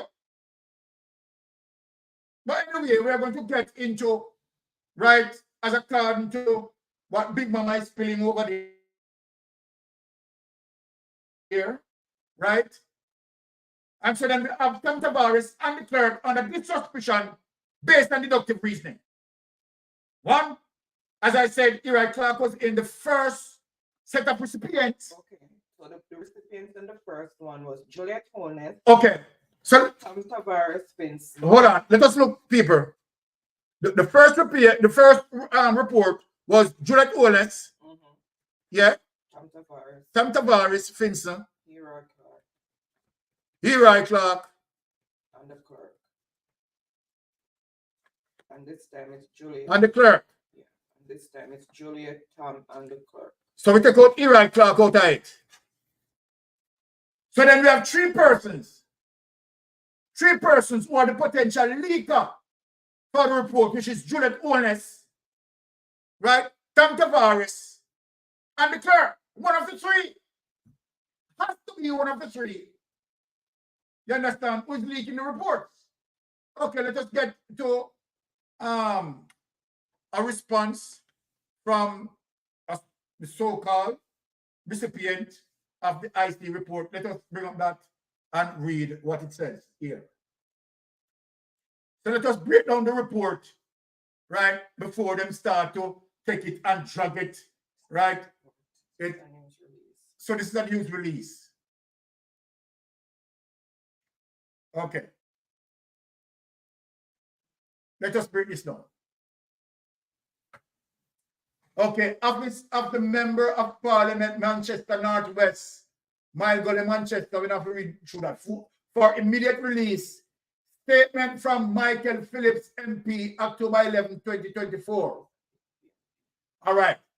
Based on media reports and calls from journalists, I understand that I am the subject of an Integrity Commission report that was sent to Parliament but has not yet been tabled. Now, in the interest of openness, let us hear the openness. I wish to say that my 2022 statutory declaration was unfortunately late due to a delay in getting all the relevant documents. Well, there's nothing illegal about, drastic about a documentation being late. Remember, if you are talking about lateness, you understand, Andrew only done over 3 years in terms of putting forward certain documentation. Shortly after the deadline, the documents were submitted, and I have since fully complied with all the requirements. As a public servant, I take my responsibility seriously, and while the statutory declaration was delayed, it is not connected with illicit enrichment. Make them know that.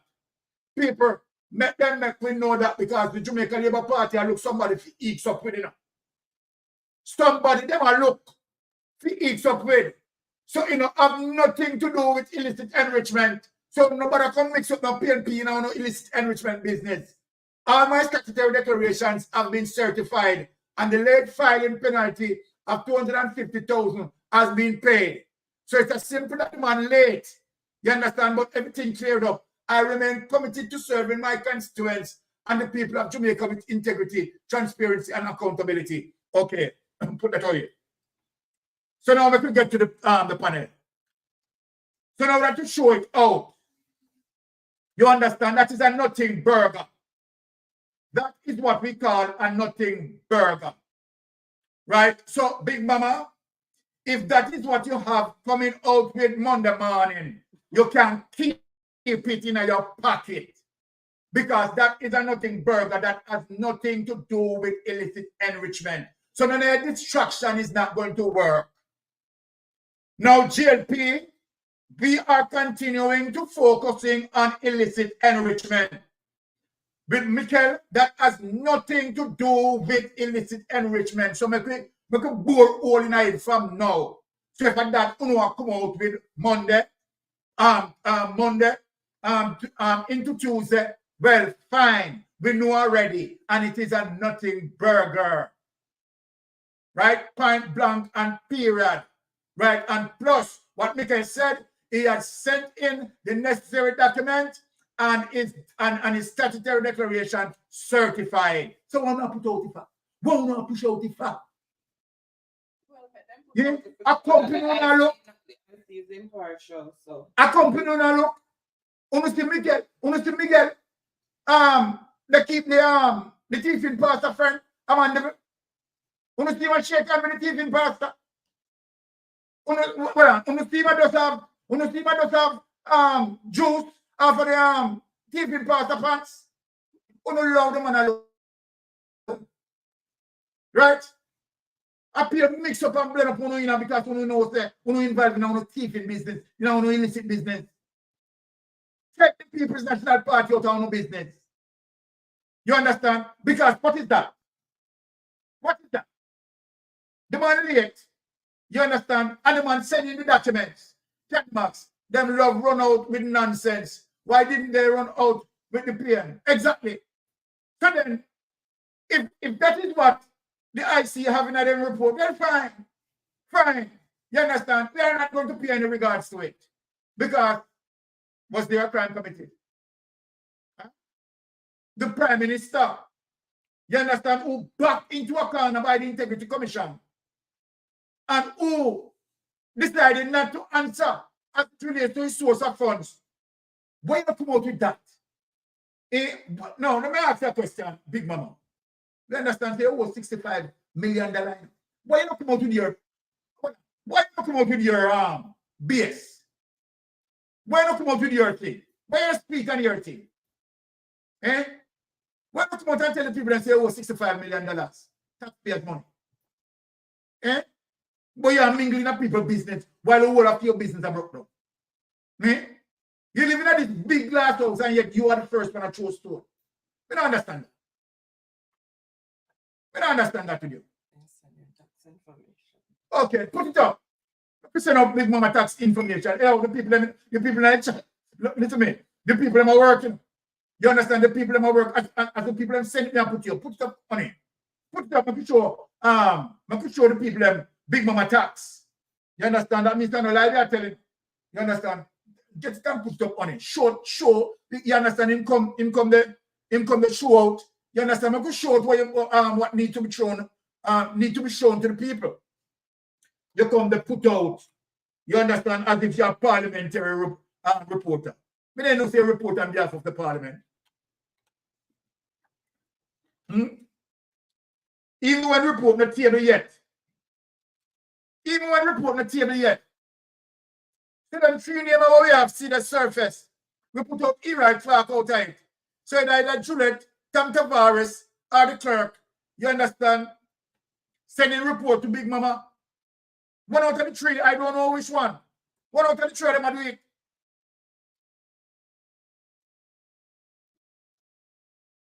Now, yeah, let us show Big Mama business. Since you have put out, I can show your business.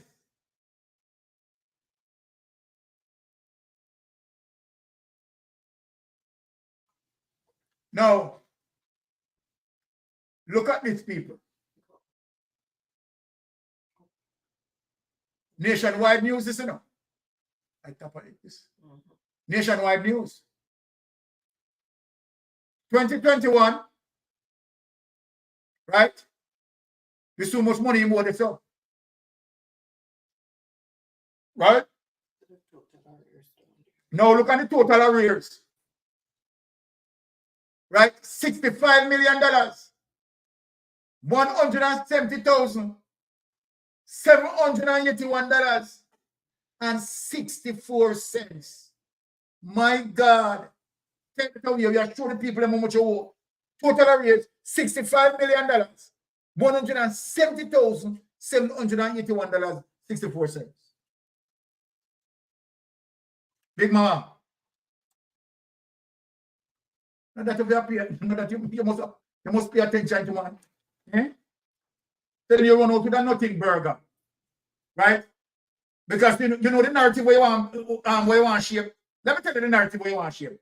Okay, here it is, people. Okay, it is not Jamaica Labour Party alone under the eyes of the Integrity Commission. Here it is PNP also under the eyes of under the eyes of the Integrity Commission. Right? It has nothing to do with illicit enrichment. Nothing to do with illicit enrichment. You understand? So take that back and put back that in your back pocket. Right? Then my question is, why is the IC sending these non-report to the parliament? Well, I mean, I don't really understand that either, but you understand, whatever, you understand as it relates to level of transparency that the IC want to have. Okay, it's fine. I have no problem with it. Montague James said, so Byron, what will happen with the Prime Minister's statutory declaration cannot be certified? So what next? And he don't want to step down. Well, Montague, apart from that election here, you understand, he had a situation in court where he took the Integrity Commission to court. So we are anticipating that ruling, right? And after that ruling, you understand, of course, we will, social media will decide, you understand, in terms of speaking on the issue, because that is going to be a very serious situation with him, right? Definitely. So we are just anticipating, right, the response from the court or the ruling from the court. Even the blind can see the desperation of their part. And honestly, you understand? Look at this, what they are reporting. Look at this, what they are reporting. Now, however, that is what it is. Now, let me tell you something, people. And this is one of the reasons why these few clips that I'm going through is very important. And let me talk to the people. As I said, the Jamaica Labour Party, the entire Jamaica Labour Party, is in a very serious bind. Why? Because you have the Jamaica Labour Party has to deal with the illicit eight members of parliament from among them, right? Definitely, you understand, under the microscope as it relates to illicit enrichment. This is very serious for the Jamaica Labour Party moving forward, right? Particularly under social media criticism, right? It's very serious.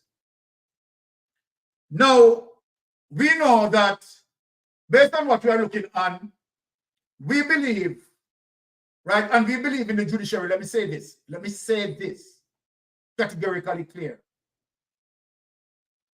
We believe that the judiciary, right, is going to kick out Andrew Warner's, right, judiciary review, because none of it makes sense, really. There's no malice aforethought, right, as it relates to how the Integrity Commission pursue their investigation. No malice whatsoever. Right? None.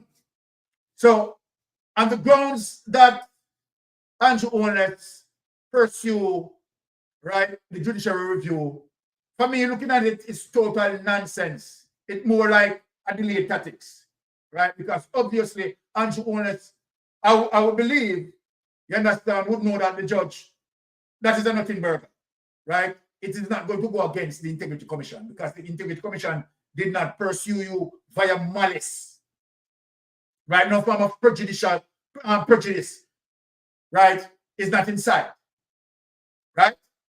Remember that you have done this, Andrew Warner, with Zara Burton, and you had lost the case with Zara Burton, right? Remember that you have lost the case with Zara Burton.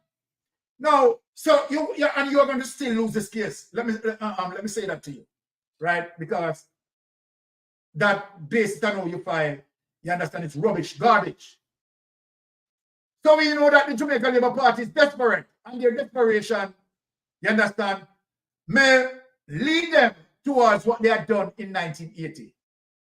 So I want to take the time to reflect, you understand, on the 1980 issue. But before I go there, I want to warn Andrew Warner as it relates to hold him to his word of what Andrew Warner said. Without any delay, I want you to listen to what Andrew Warner had spoken about. So we are saying to Andrew Warner, right? We know the strategy where we say Warmington trying to apply, right? And we see the strategy that Mackenzie want to apply, because basically, let me tell the Jamaican people, it's as if they want to take it to the street of violence. Yes, the street of violence. So let me call it out clear. Now, without any delay, let us get to this. All right.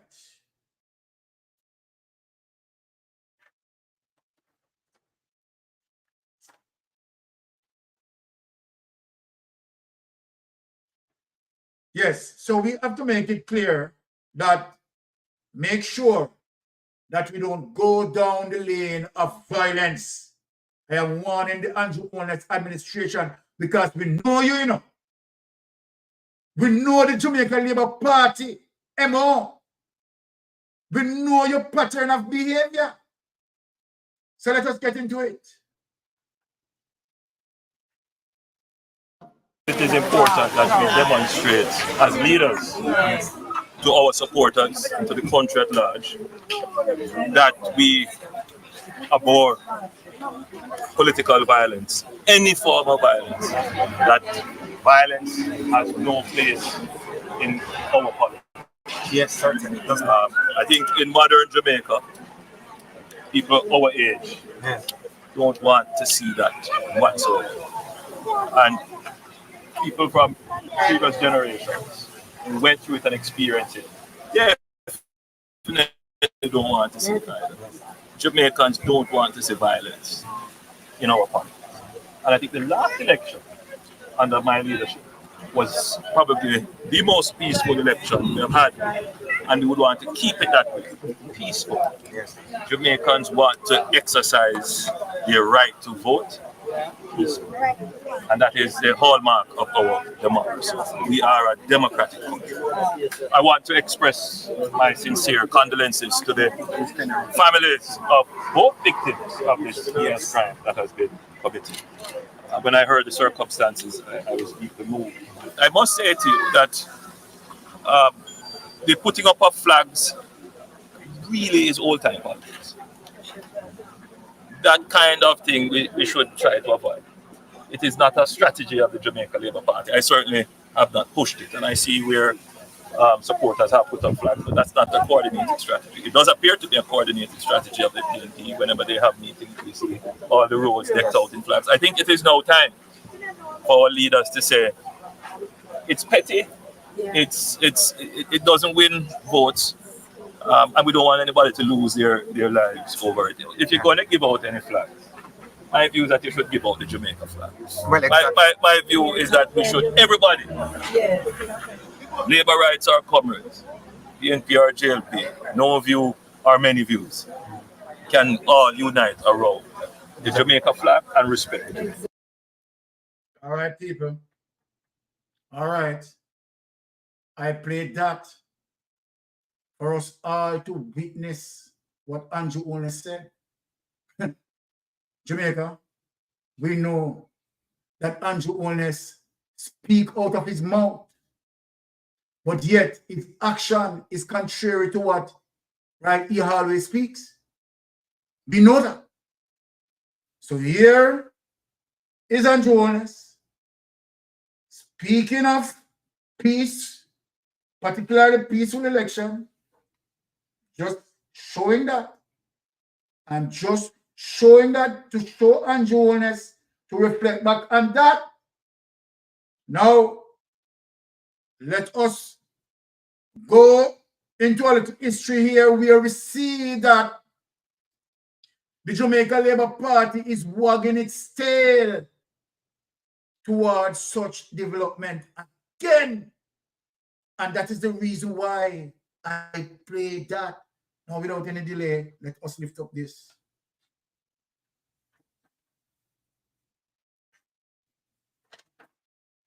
Let us show Jamaican people where we are going.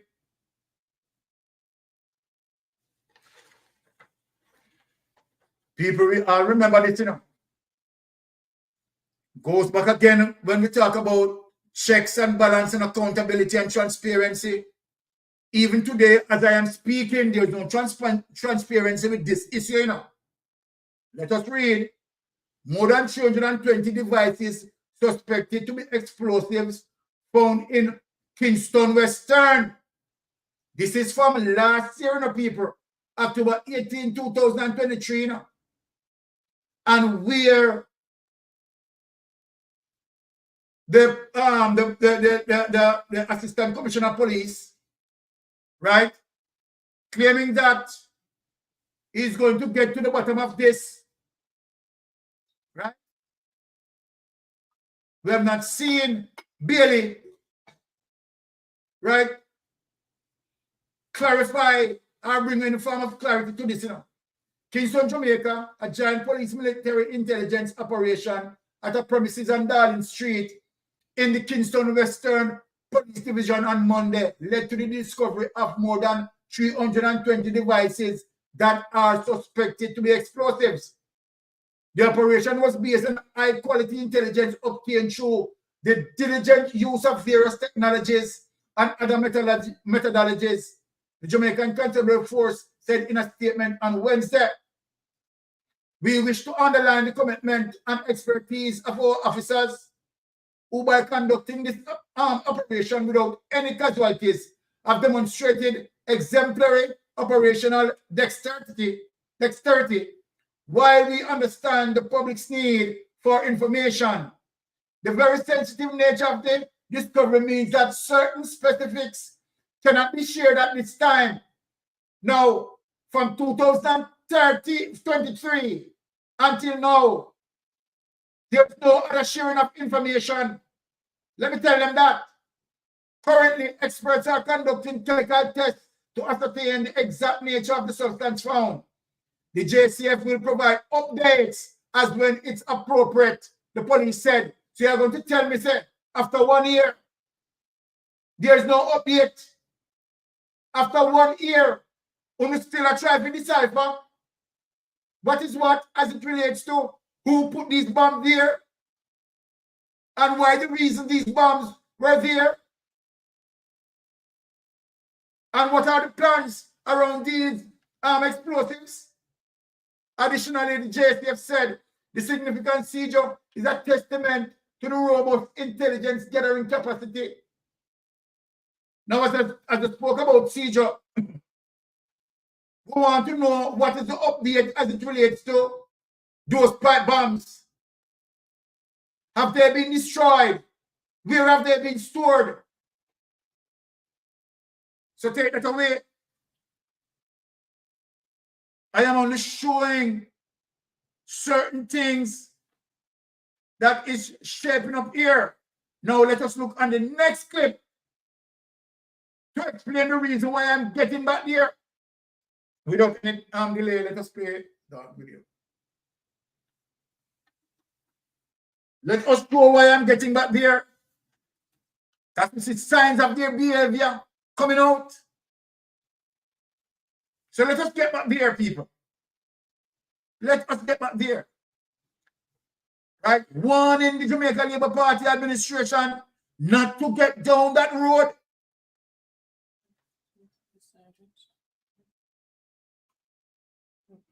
Right?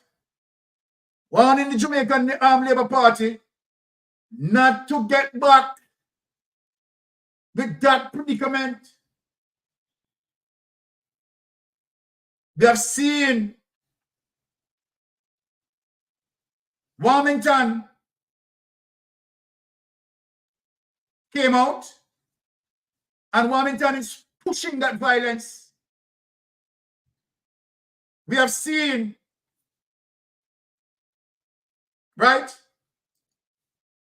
Desmond Mackenzie came out and Desmond Mackenzie is pushing that violence. So then I am asking and I am pleading, right? Yeah. The eventide, that's the eventide. Not to go down as it relates to the stream of violence, right? So then I am searching for that clip to come up with that clip as it relates to what we are talking about.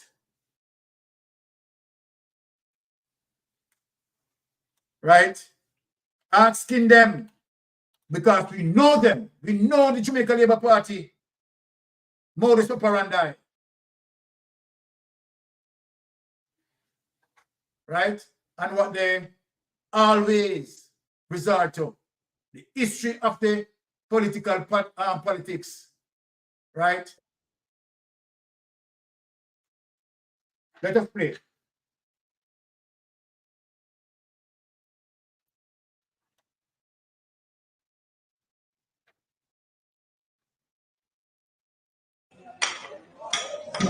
As you got that short, it's very easy.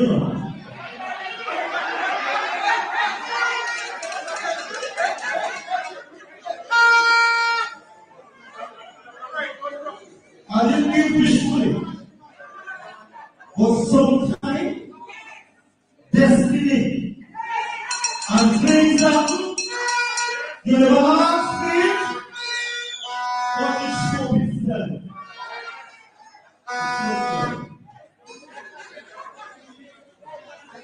And may I say, in that my drop, must say what I have to say. The media and the PNP destroy Edward's yard. The media and the PNP destroy his glory.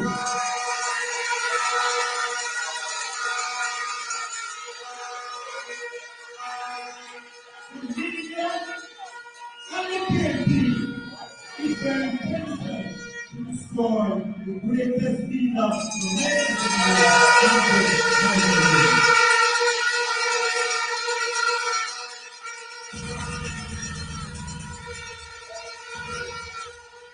I said before, I said years ago, I was classified by somebody.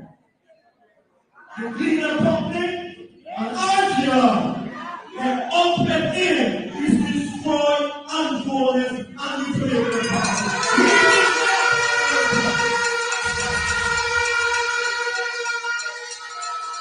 The cleaner and Asia has never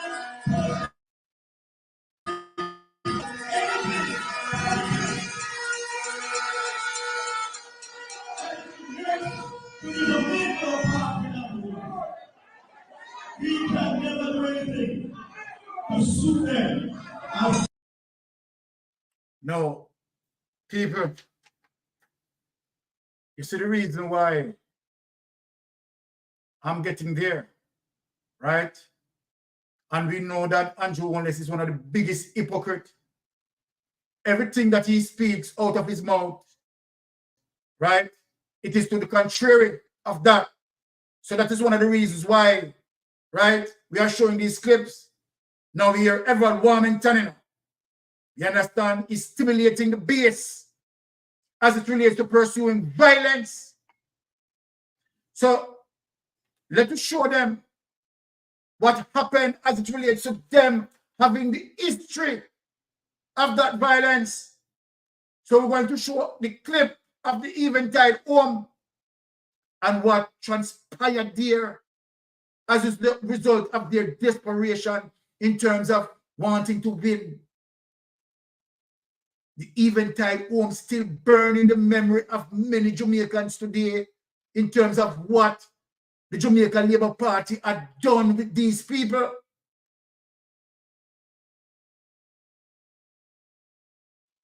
Just imagine as a result of their desperation. And here again, where the party this time is fighting for their life. So let us go down in the lane of history. Now, Eventide, let us play that and bring back some memory to Jamaican people. We are not going back down this aisle. We are not getting back into this valley. It was about 1 a.m. in the morning of Tuesday, May 20, 1980. 4 suspicious men moved along Slide Pen Road in the Kingston 5 area. Soon the men made their way onto the property of the Eventide home, a government-operated facility for poor, disabled, and old women. The 4 men came with deadly intention.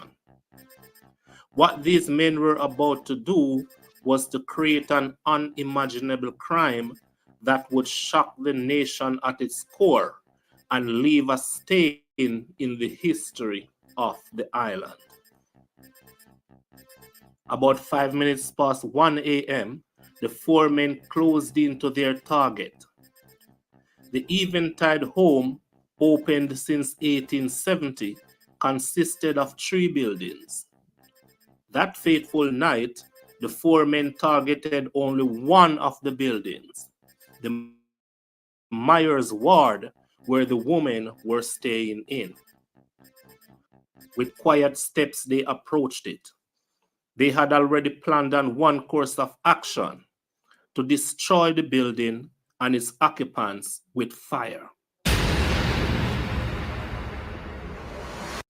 Inside the old boarded building, over 150 elderly women were peacefully resting, most sleeping, others just lying awake. A mixture of poor and old women in the care of the government. Some were blind, some too feeble to move by themselves, others suffering from some form of old age infirmities. The elderly women have had their dinners the previous evening and were simply resting in bed for the next day's activities. 1:10 a.m. A sudden rush of fire gripped the building.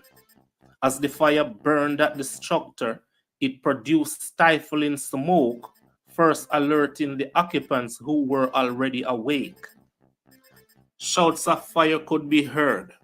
The fire, which started at more than one section of the structure, rapidly engulfed this two-story building, burning out of control and puffing wild, thick smoke.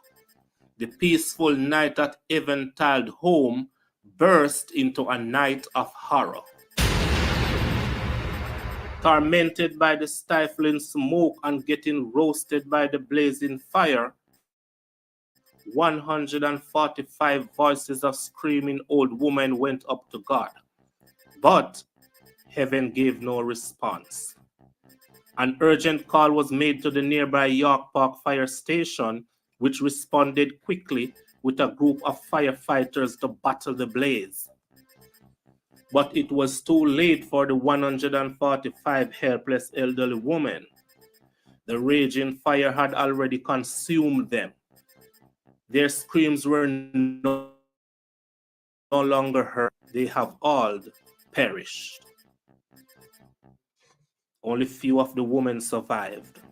Some of them who were dragged from the flame earlier later died at the Kingston Public Hospital, increasing the total number of deaths to 147. News of the fire swept across Kingston and St. Andrew and the rest of the country.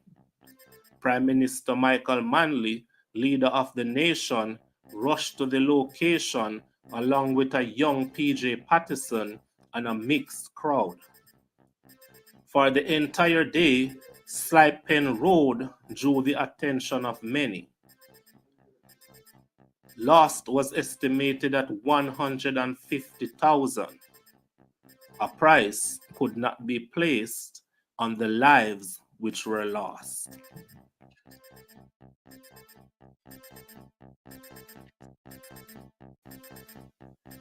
As the charred bodies of the victims were carefully cleared up from the scene, sadness, anger, and disbelief hung in the air. Eventide Home was a government place, and it was up to the government to handle the aftermath. The funeral of the victims were set for Monday, May 26, 1980, 6 days after the tragedy. During those 6 days, a mass grave was dug. Jamaica. Let me talk to my Jamaican people. And let me talk to Jamaica Labour Party. Let me talk to Warmington. Let me talk to Chopper John. Let me talk to Desmond Mackenzie. That we have heard the sounds and vibration of violence. Right? Coming from you. And we know very much what you had done in 1980. We all know that Michael Manley was the Prime Minister. Right? And so then the mission was to destroy Michael Manley. that you have to use innocent life. Innocent life. We know the love that you have for fire. We have seen you have attempted it recently. These viciousness, we are warning you. We are warning you. Let me take this call because we're going to prove the evidence tonight. Yes, Sister Pat, you're online. Go ahead. Yeah, good night. I'm never taking it facts. May I give you a piece of facts? All right. 1980. Listen this now. As we speak. God. That incident, that place that we born down. In my community, may I tell you the real facts. We were children at the time. This man from Femi country, now East St. Catherine, in name, they call it Pringle. I never know your right name. Listen this. He my labor right and live tongue there. And then come a country, bad gunman them for labor right. May I tell you, when me attack, nobody can counteract me. And he come a country and my show off. That he my young man. Go so much in don't be Mecan. One we kill and evening time do. Me then we give no one in this evening time do. When we are getting bigger, we know about it. We understand what it is. And Mr. and Mrs. Mystic and everyone listen me. Since our 2024 now, about 3 months ago, believe me as me talk, him not baby yet. In their country and a parents blind in our yard, and fire him and him evening time people home. Him not bury yet.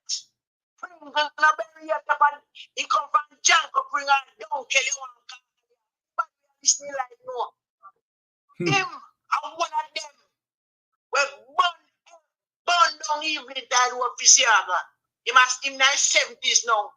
And the man it was in a house in the other cook. And they say fire touch up. About October, September, about July. And the fire burn him. And he dead. The water, everything that from people out. And just the evening time because in my era now we go to know what it is and what it was. So what I want to talk facts. One before him, I told them, him drop off a house up a Flint River, in dead like the dog. You hear what they say?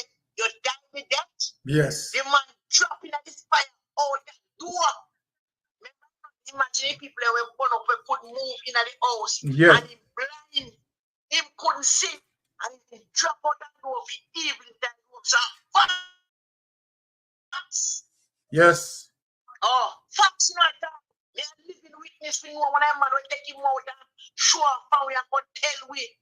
Say him help burn down evening time home. And we live in a country bunker. We don't know when near so, our near so. Yes. Anyway, we come back at class. So when Thank you. Don't want to facts, I'm not in the very yet. All right. Yep. No counting. Yes, we're going to show them the evidence tonight, Sister Pat. Thank you for the call. All right. So we are not just, we understand. We heard Chopper John with the political rhetorics of violence. We heard Warmington with the political rhetorics of violence. We heard Delroy Mackenzie with the political rhetorics of violence. And so Jamaica, we are prepared because we know as it relates to where this Integrity Commission report is going, as it relates to the illicit enrichment of those 8 politicians. We know where this is going. And we are giving our warning from now.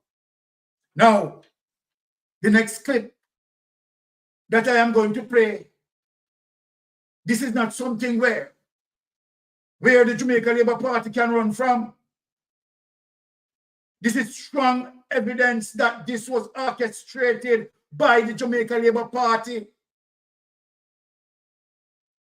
Strong evidence. This has nothing to do with any Jamaican entity where one can say that entity is political. This has to do with international investigators. I am talking about the CIA. I am talking about the FBI, who know very well that this was orchestrated by the Jamaica Labour Party. So I am warning the Jamaican Labour Party, and I am giving the Jamaican Labour Party the history of what you have done to Jamaican people. So we are telling you that you are observing you every step of the way. The 320 pipe bombs that you have, we, the Jamaican people, don't know where they are storing right now, but we know where they were found. Where they were found? Where they were found? Western Kingston. So we know you, we are observing you, and we are anticipating. We have seen that you're coming up with some little small signs of fire to remind us your action of what you had done in 1980. But let me give the proof to the Jamaican people who is waiting for the proof now. Without any delay, let me display the proof.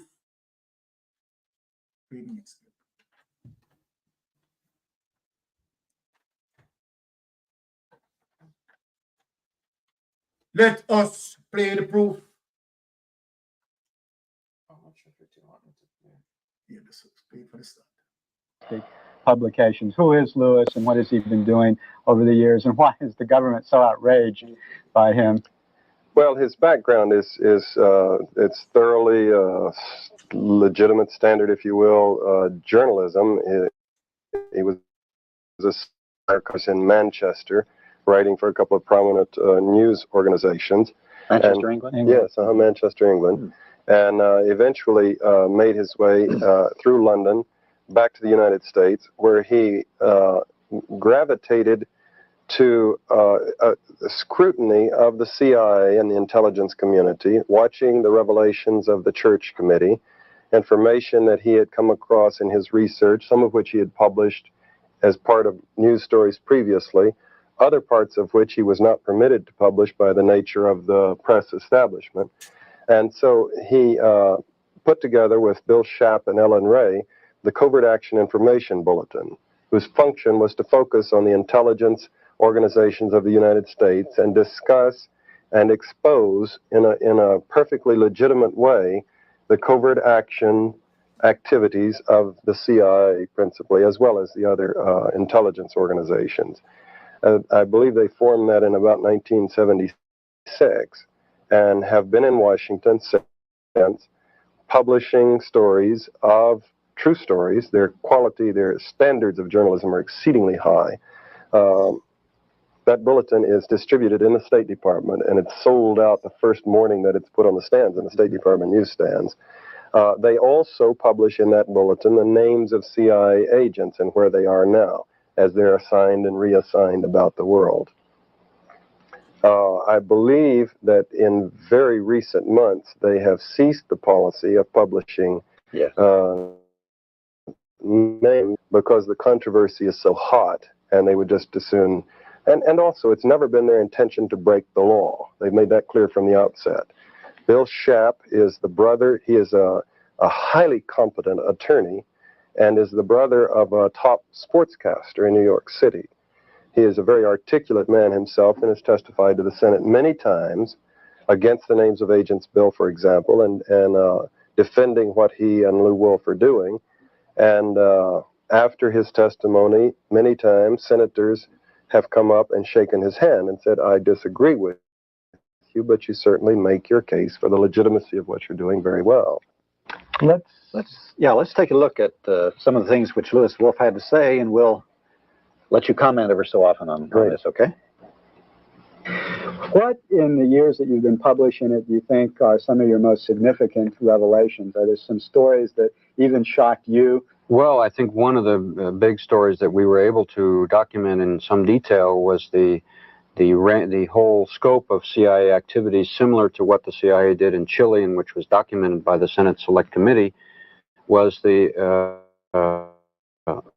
whole program in Jamaica in between 1976 and 1980, and we did a great deal of research into that, and we discovered in many ways a very similar program, almost a classic model that was followed along the lines of what they did in Chile, including three major categories: military, paramilitary activity, the use of propaganda in the media, and the third one, which was economic warfare, using the multilateral organizations, the International Monetary Fund and others, to withhold loans which had been promised to the Jamaican government.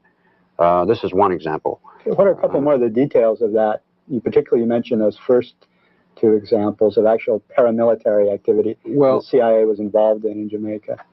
There was a fire, for example, that took place in Jamaica of an old people's home.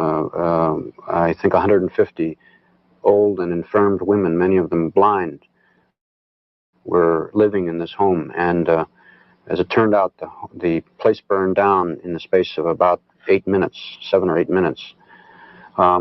It was discovered that the phone wires had been cut and that the exits had all been blocked. Even those who could see their way out could not get out. And that the means by which the fire was set was the use of a petroleum jet, which was in Jamaica. This was one indication, among others, that there was outside help.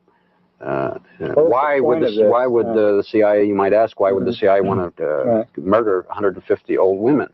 It was because it was an effort, part of a very large-scale effort to discredit the government in Jamaica, which was at the time headed by Michael Manley, the Prime Minister.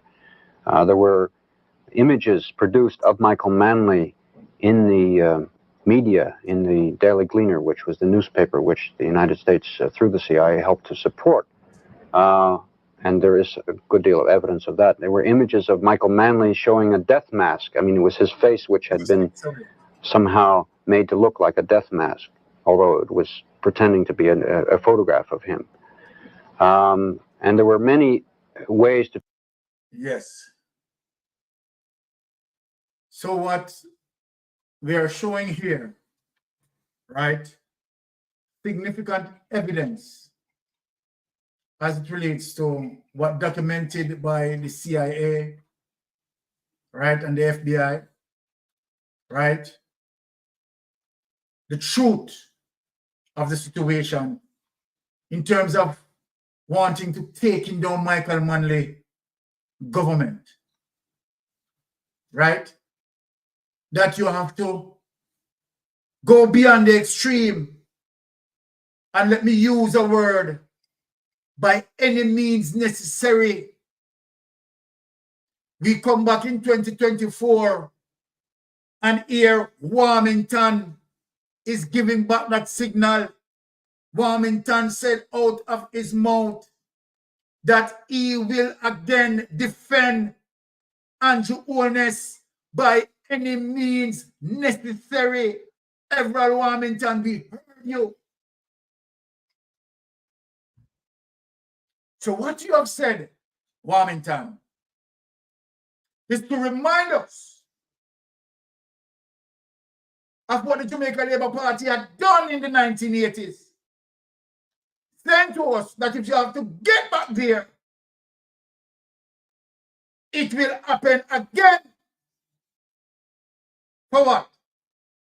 Forcing the Jamaican people to vote for you. Suppressing the Jamaican people to vote for you. Let me tell you something, Mackenzie. Let me tell you something, Everett Warmington. You have said out of your mouth that by any means necessary, you're going to defend Andrew Holness.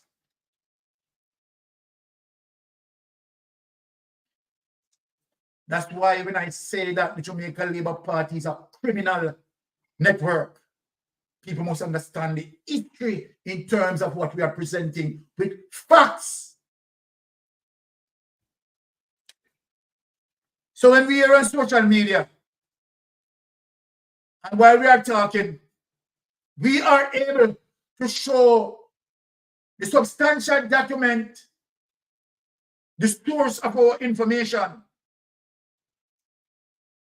But while JLP vloggers on social media, when they are speaking, we are asking them to show the source of your information. And we have seen that all they know is propaganda and lies. And try to use psychology in reverse and reverse psychology in suppressing the truth and telling lies. But we have the facts and we are presenting them accordingly. Right? Because our people who we are speaking owed us the right for us and hold us responsible to tell them the truth, to make an informed decision. And that's why we are here doing the research and bringing them forward. When I said that a government who doesn't care about the education system of its country mean the country no good. We have seen the Jamaica Labour Party administration attack our education system on more than one occasions. Tonight I'm going to prove it. So while I spoke about it, right, it is indeed the truth. And while others may carve their time to say that PNP and JLP, they are one of a kind, it's really and truly an obvious lie and an attempt to distort the truthfulness of our political history. We have seen some platforms who try, by the mere fact, could be as a result of their ignorance and lack of research, or utilizing reverse psychology to bring the People's National Party. I am not saying that the People's National Party has no corruption. I couldn't be saying that. But what we are saying that the level of corruption that rigged the Jamaica Labour Party, trust me, it is apparently clear that this Jamaica Labour Party is such a destruction to our political future. We have seen other persons, because of their political will, some may trying to pursue a third-party agenda, and that's fine. That's fine. We'll try to also mix the People's National Party, right? To say that both the People's National Party and the Jamaica Labour Party are one of a kind. My folks, that is far away from the truth. Now, I am going to get into a little history that I have showed time and time again, but I am bringing it back to show the true history based on facts, based on data. And of course, the person who presented it, right, is a KC lawyer, King Councillor. And then you know that before the lawyer would have presented something like this, the lawyer would have to do his or her research. Because the lawyer is cognizant of any potential lawsuit. But when the lawyer, based on facts, based on solid evidence, has no hesitation to put the truth out there, then we know that what the KC lawyer and presented, and what the data, the research had done in collaboration with the truth as it relates to history, date, and time. So without any hesitation, let us show why the Jamaica Labour Party, right, as it relates to good deeds, is nowhere near the People's National Party. Democratic socialism, who believe in equal opportunity to all people. But let us show the evidence. And I want anyone who wants to oppose this, use their Google engine, use any search engine to come and match with me, compare with me, and say Mystic Sensation is telling lie. So regardless of all the persons who are listening to me tonight, what I am asking the Jamaica Labour Party to do, I am asking you to do it. Go and do your research anywhere on what I'm going to present tonight. Try and present facts to match me and tell me that the PNP and the GLP are one of a kind. Without any hesitation, let me display this document. And I want the Jamaica Labour Party or any political science come forward and challenge what I have to show.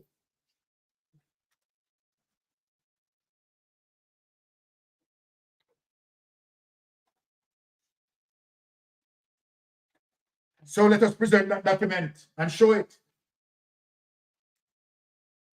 Let us present that document and show it.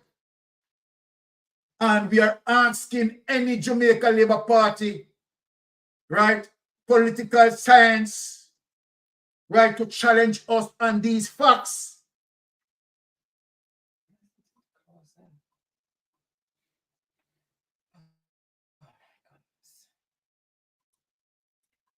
Right, we are coming with that document.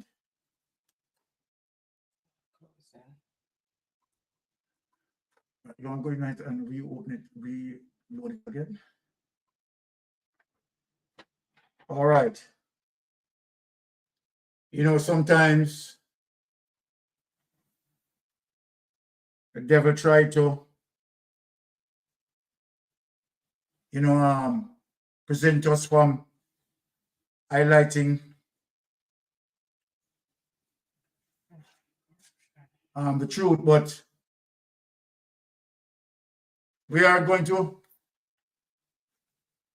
get it and read it to bring forward the evidence. Right? Now here's the document. Let us read this. Let us share it and let us read it for the information of our people. A lot of people don't like the pressure, you know. A lot of people don't like the truth. Now, here it is. Observer, the Jamaica Observer.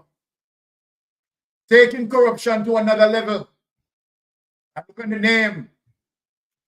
K. Churchill Nita. Right? Now, let us read on. The present wave of corruption in public office is unprecedented in modern Jamaica. However, corruption is not new to the Jamaica Labour Party.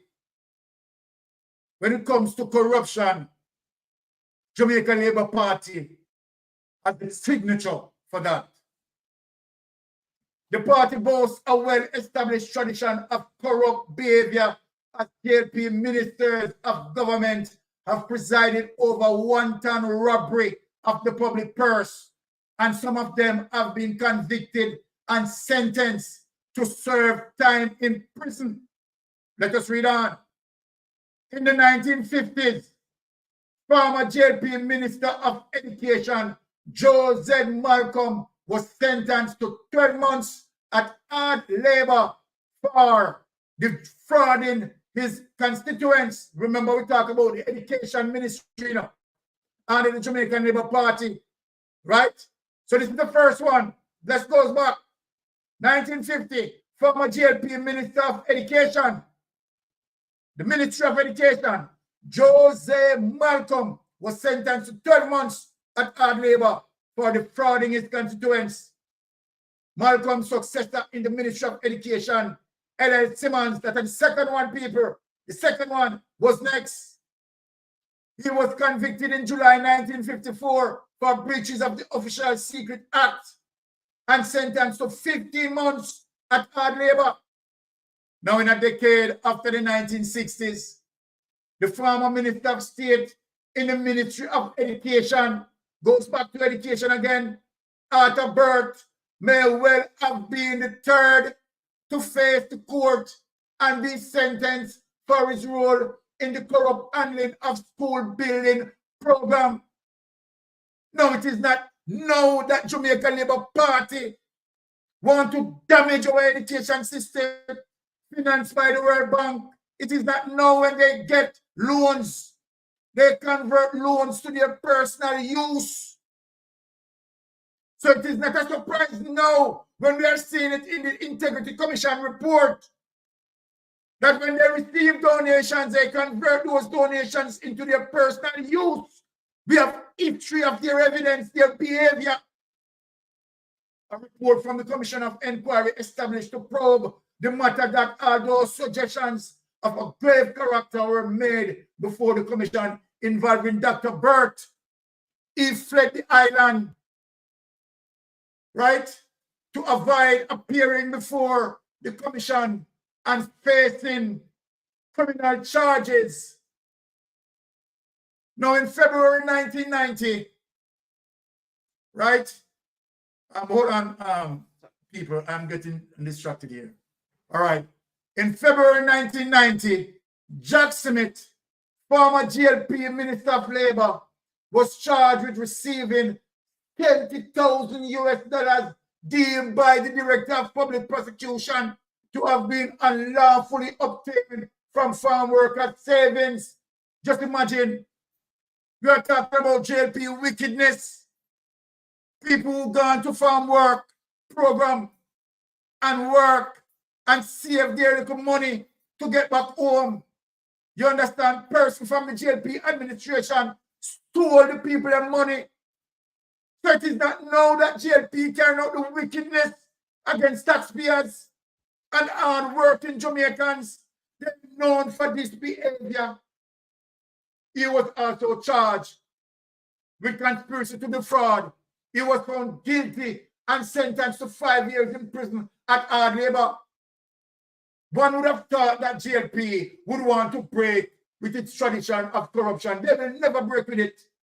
And listening to Prime Minister Honest, him is the worst lofty pronouncement of integrity at his swearing in. Many Jamaicans expected honesty and transparency. You can't get honesty and transparency from someone who is crooked. From the new government, instead, what we have experienced is an administration that has taken corruption to another level, which is not ordinary. People want to see the evidence. Corruption to another level. Former JLP Minister of Education, Royal Reid, and this is the man after again. So this is the fourth persons who damage our education system in the Jamaica Labour Party administration. So how do they care for a society damaging their education system? Right? I tell people that Jamaica Labour Party must be stricken from our political history. It is no joke.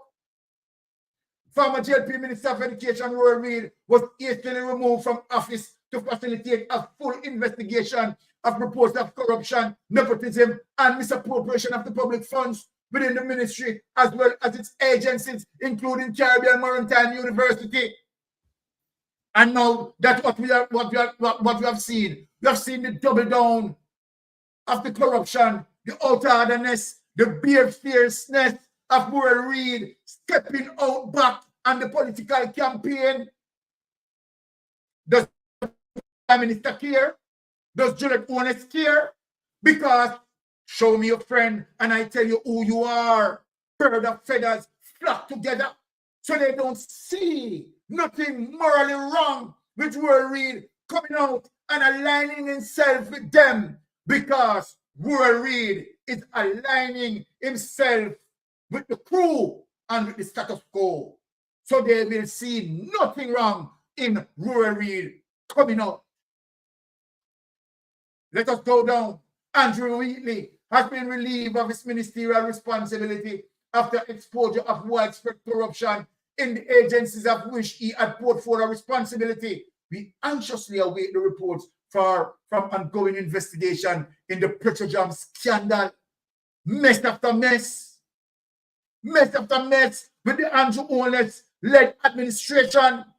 At present, it is the Ministry of Health and Wellness which is under the microscope, and this by no means exhausts the list of corrupt practices that have been exposed since the Holness administration has taken office. Now let me tell you people, what is shocking to the Jamaican people is not only the unprecedented depth and breadth of corruption which is being unearthed, no, but the arrogance of which we speak. The arrogance that Andrew Holness believed that, okay, he's going to take the Integrity Commission to court and ask the judge, right, to stop the Illicit Enrichment Act. Can you imagine that the Prime Minister even consider something like that? Is to show the intent of the corruption that is so persuasive within the Andrew Holness administration. But the arrogance of the perpetrators and the refusal of the Prime Minister to hold his colleagues accountable in any meaningful way.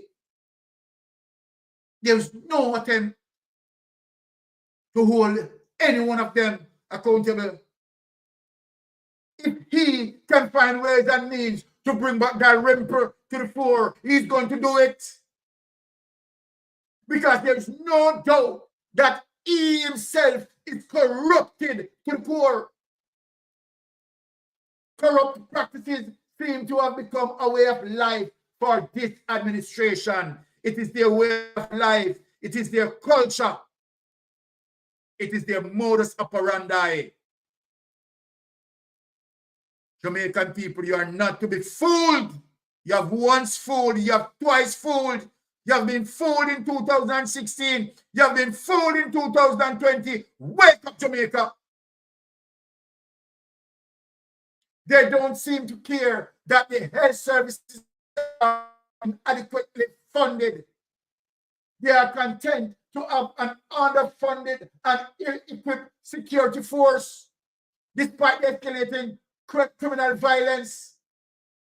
And here is the arrogancy of the Jamaica Labour Party. Even although crime is on the rise, they are suppressing the information. Don't even want the media to report on crime and telling lie about the crime statistics. We have seen the arrogant behavior and hiding the crime statistics of this government criminal organization. Even as the people suffer, the rape of the public purse continues and the perpetrators go about their criminal pursuits with the confidence that they are protected. We have seen this. If Roy Reid never feel that he's going to be protected at the level of confidence that Roy Reid have, you wouldn't have seen Roy Reid coming out on campaign trail in spite that there's a criminal charge waved over his head and there's a court proceedings way over his head. But he's confident that is the Prime Minister, the one that he loves so much, the one that who makes him a millionaire via the public purse. He will die with him in debt because they are one of a kind, birds that flock together, birds of one feather. Whatever corruption took place under previous administration does not and cannot preclude the responsibility of the civil society to expose the corruption that is presently enriching and connecting criminal clique and depriving critical services connecting criminal clique, like what we have seen with the pastor in Mandeville, the association, the pastor with Ardishaw, the association, the pastor, the criminal pastor with Andrew Honest, and depriving critical services like security and health of urgently need investment. The Jamaican people cannot remain indifferent to the present wave of corruption. We must demand immediate action on the following list of initiatives that have been put forward. These include the single anti-corruption agency, the Integrity Commission, the criminalization of breaches of the political code of conduct. Andrew Honest and his minions did not sign. The strengthening of the powers of the political ombudsman. You have seen that Jamaica Labour Party administration destroy him. The National Integrity Action estimate that the cost of corruption to the Jamaican people is now running into billions of dollars. At the time that you had done it, it was billions of dollars. My dear, it is now trillions of dollars, my sister, Churchill Nita.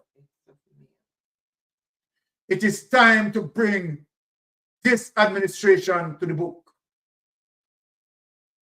K. Churchill Nita. Here you are, sir.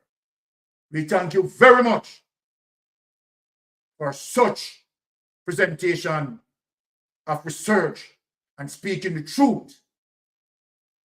Take that away.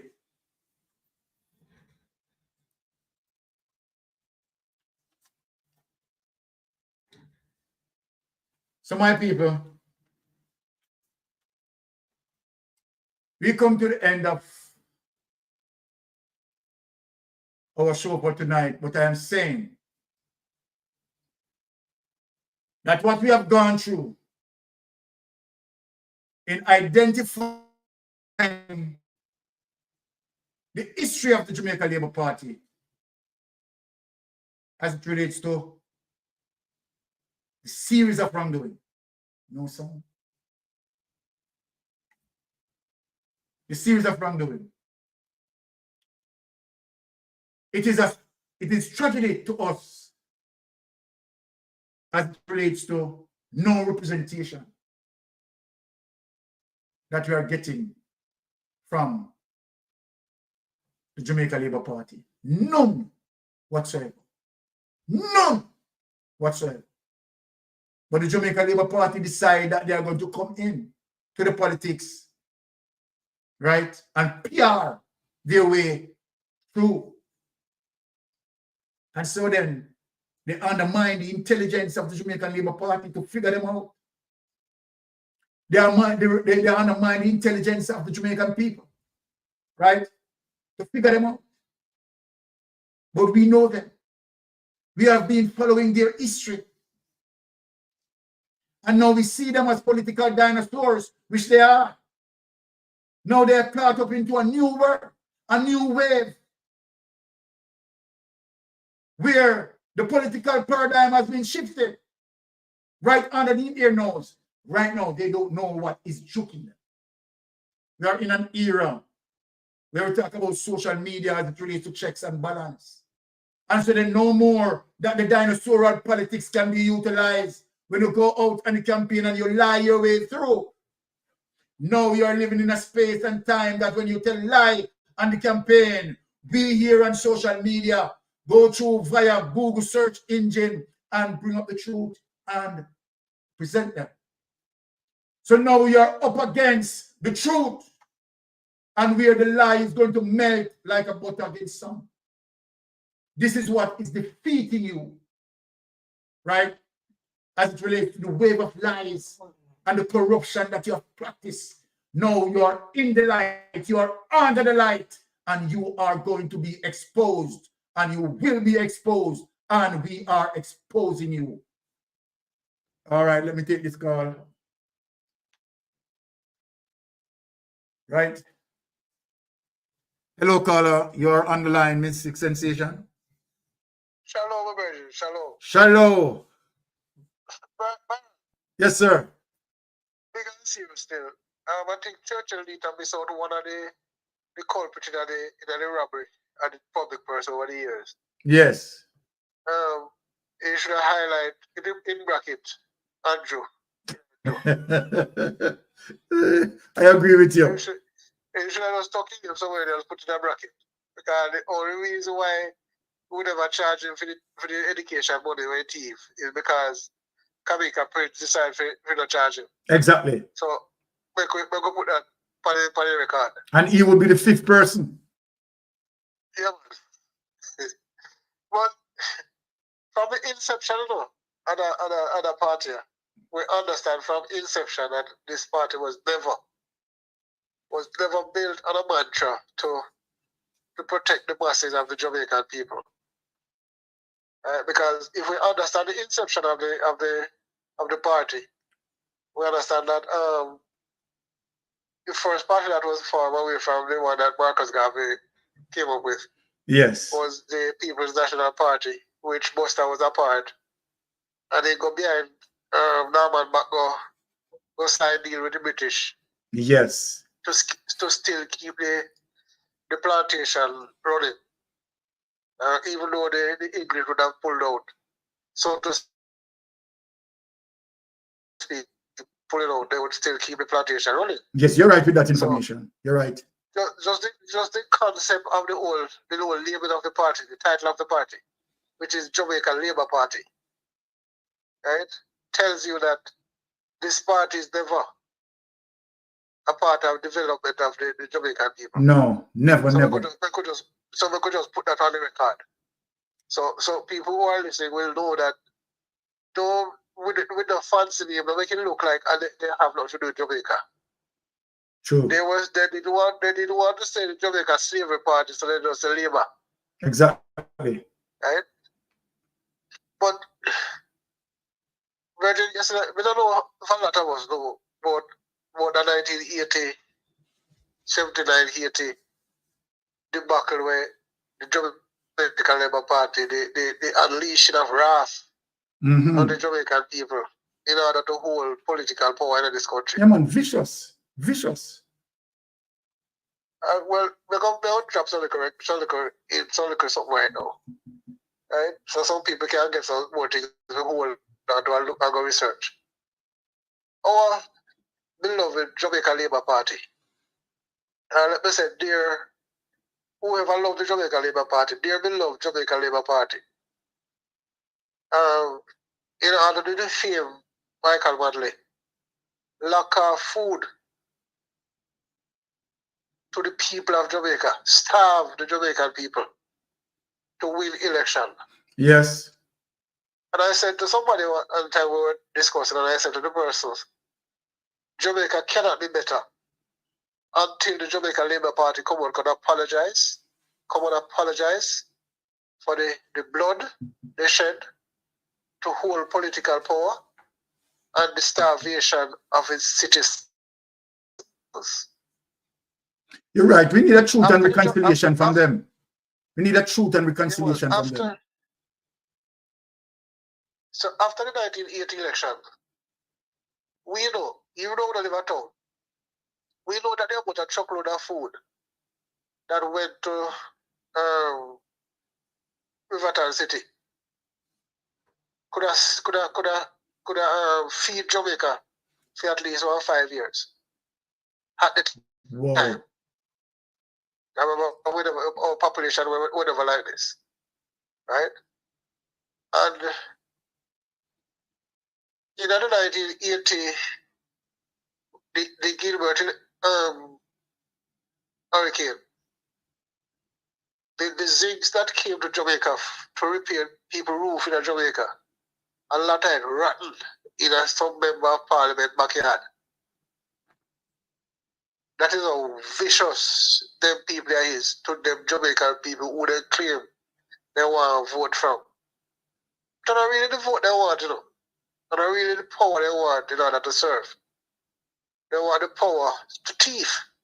Aye. Right? They know that they can't get to the public purse unless they're in office. Right? And whatever they can do to get there, they will do. And the private sector organization of Jamaica is in collusion with them too. Yes. Crony capitalism. Yeah, right. So we don't want to let them off of the hook either. No. But one of my questions, and I'm going to be very sarcastic tonight about this statement I'm going to make. Looking at Andrew coming into politics, even though we didn't know that he was a thief from he was a minister of education until later. But just looking at him from running up to the 2016 election, my personal belief is that the man is a good man, you know. I'm gonna give him that. But somebody in the hierarchy of the party, which we know say, I know he as the leader of the party, we know say that he run the party. Yeah, we know say we have some bigger heads up there, and then we run the thing, and him just come in as a figurehead. Remember that he never win the popular vote in the party to become the president. You know? Right? It was given to him, and some people just say, all right, to win the election, we could give. Right? So we know that he wasn't voting him as anybody when they say, all right, the man have some credential where he can run on. So we could give the leadership. Right? But somebody, my belief right now is that somebody must in the party I tell him, I pull the strings and I tell him, say, this is how we work, and you can't go beyond that. Even if you try to do anything like you want to bring us to books and really, because we can't believe that the same man when they established the integrity commission in the parliament. You better believe. It was such a brilliant speech, right? That all the opposition, may look up on the opposition side when the man talk, and everybody's face was like, why? We have a commissioner coming right now where we can't fool with nothing because them money are going to books. Because we know the PMP technical thing on the side, we know that. We know that as a politics road. Right? But for a man to establish a commission and say, boy, this commission is independent of Parliament, and the Parliament cannot do anything to it because it is an independent body. Oh, you know, turn around now. After such a brilliant speech in 2017, when you established the thing, and come down and carry people, they're going to court for saying they do something wrong. Well, that is Andrew Holness' MO, you know. I don't think he's surprising me, you know. That is Andrew Holness' MO from day one. Because remember, prior in terms of working on the Integrity Commission in 2017, remember that the investigation in Andrew Holness started from 2006, you know. So it was under investigation from before, you know. But we must remember that. You have to remember that, Jarrell. But we must remember, in the time when he established the Integrity Commission, the opposition was very strong, right? So they were able to vote. They could not just use their majority and block it like how they're doing with the impeachment. No, I don't want to institute the impeachment bill. In that time, they had no choice. If they had majority at that point, at that time, we would not have had an IC. We would not have had an Integrity Commission, but because I think it was 32-31, so they could not have blocked it. So he had no other choice but to implement it. But he didn't really want to. He didn't really want to. Just as though he's blocking the impeachment bill now and don't want it. You know, why not have anybody that good life, but not somebody shot the world. I mean, because we have the evidence. We have the evidence. No, we just say, remember the man said, no. He's going to establish impeachment laws. Yeah. That no corruption, no corrupted politician can come into the parliament and trick the people And when they win, they throw pies at them. That man got to be wicked. That man got, well, you better believe. They're switch again.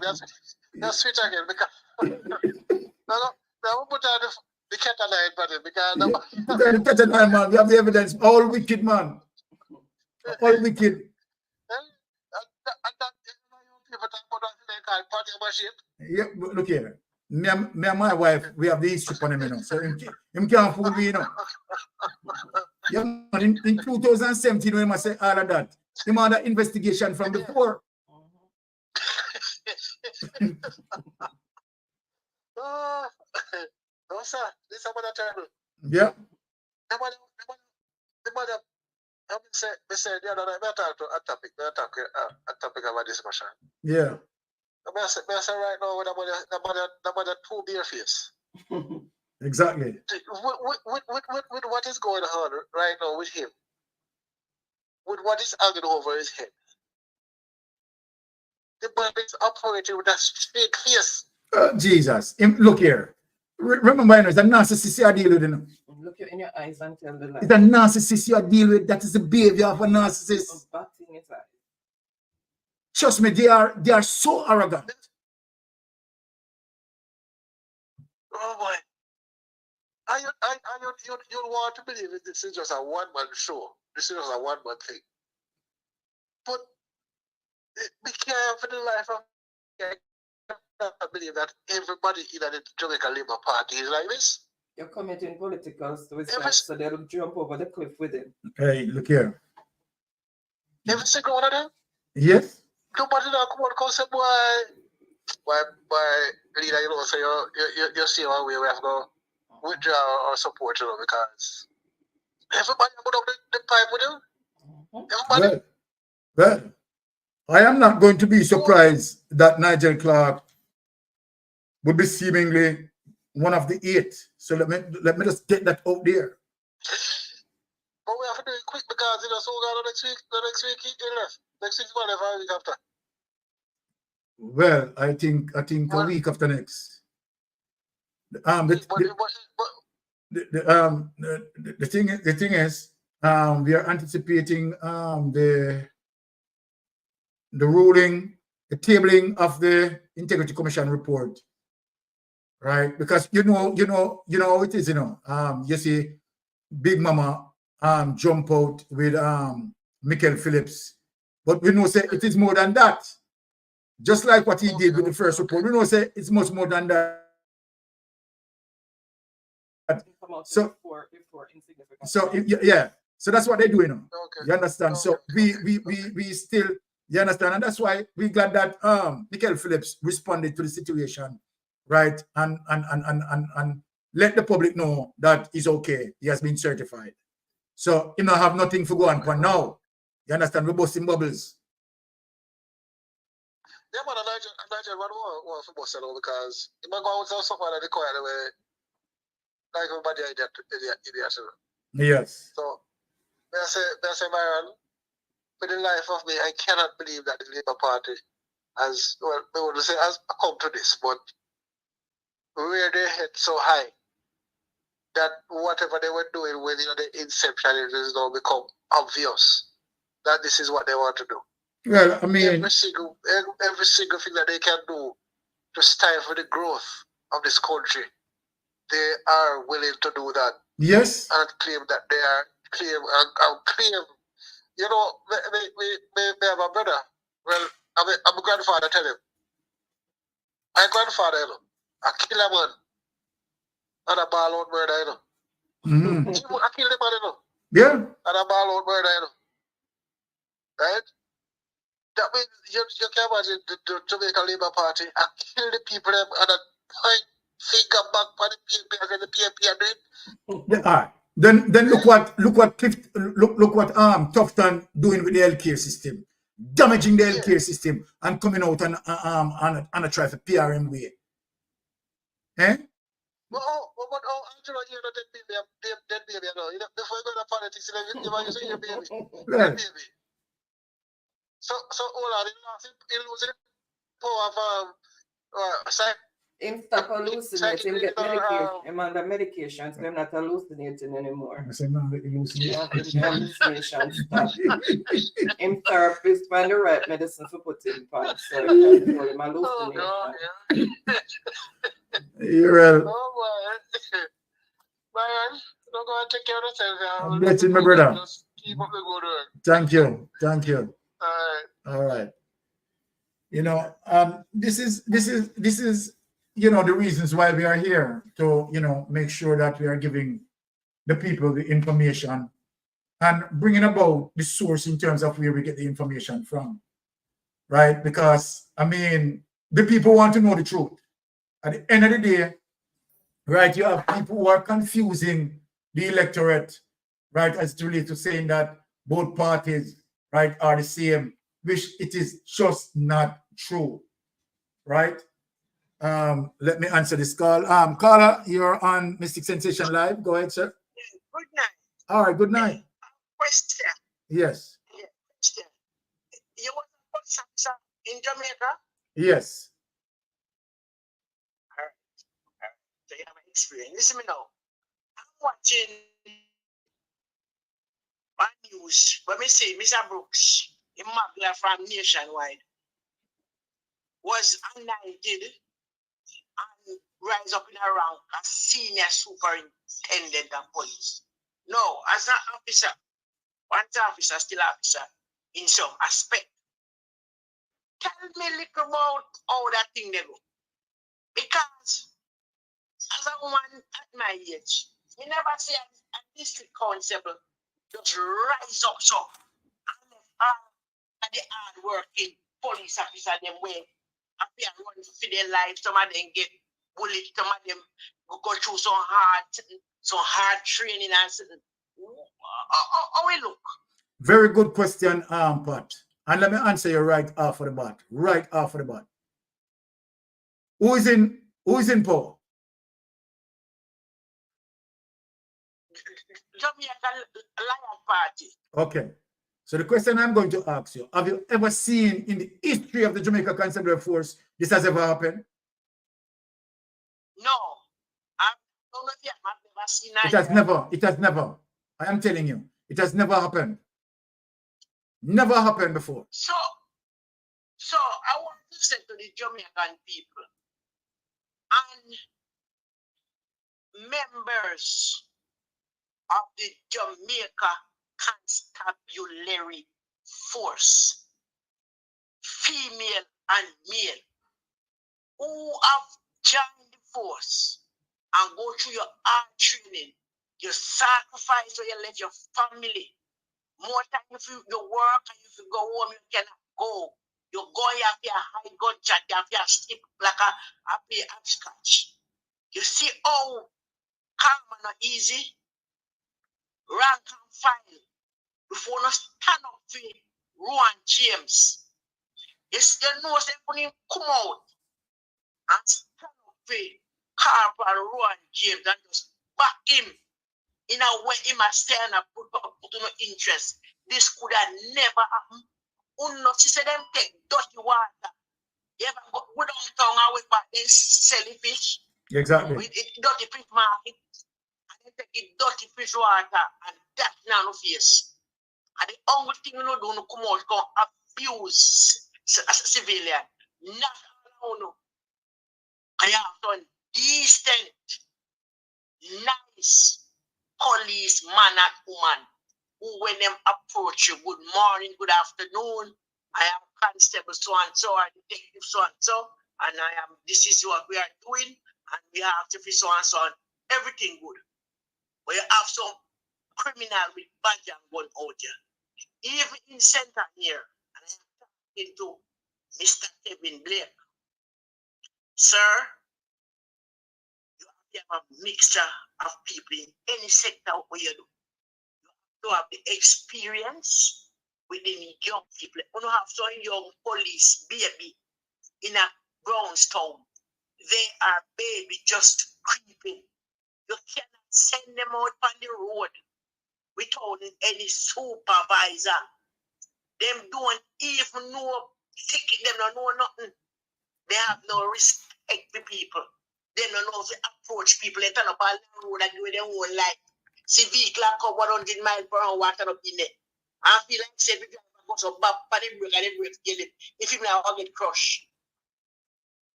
No, back to with us, no mistake. Yes. Rowan James is a man with 5 for the rank and file, not being personal gain and benefit. And you fling him on the bus and you pick a woman through politics and look where you get. Patrick Rowe, we attack Peter Bunting. We attack on behalf to look where you gone now. The next 2 months years to them are ACP. Then the next 2 months years to them are commissioner of police. Jamaica Constable Force, me and a police. But me say no, I once say nice, you know, can't strike. What I like, you know, I tell. Right? You know, I tell. You don't need to unite. Teamwork, make the dream work.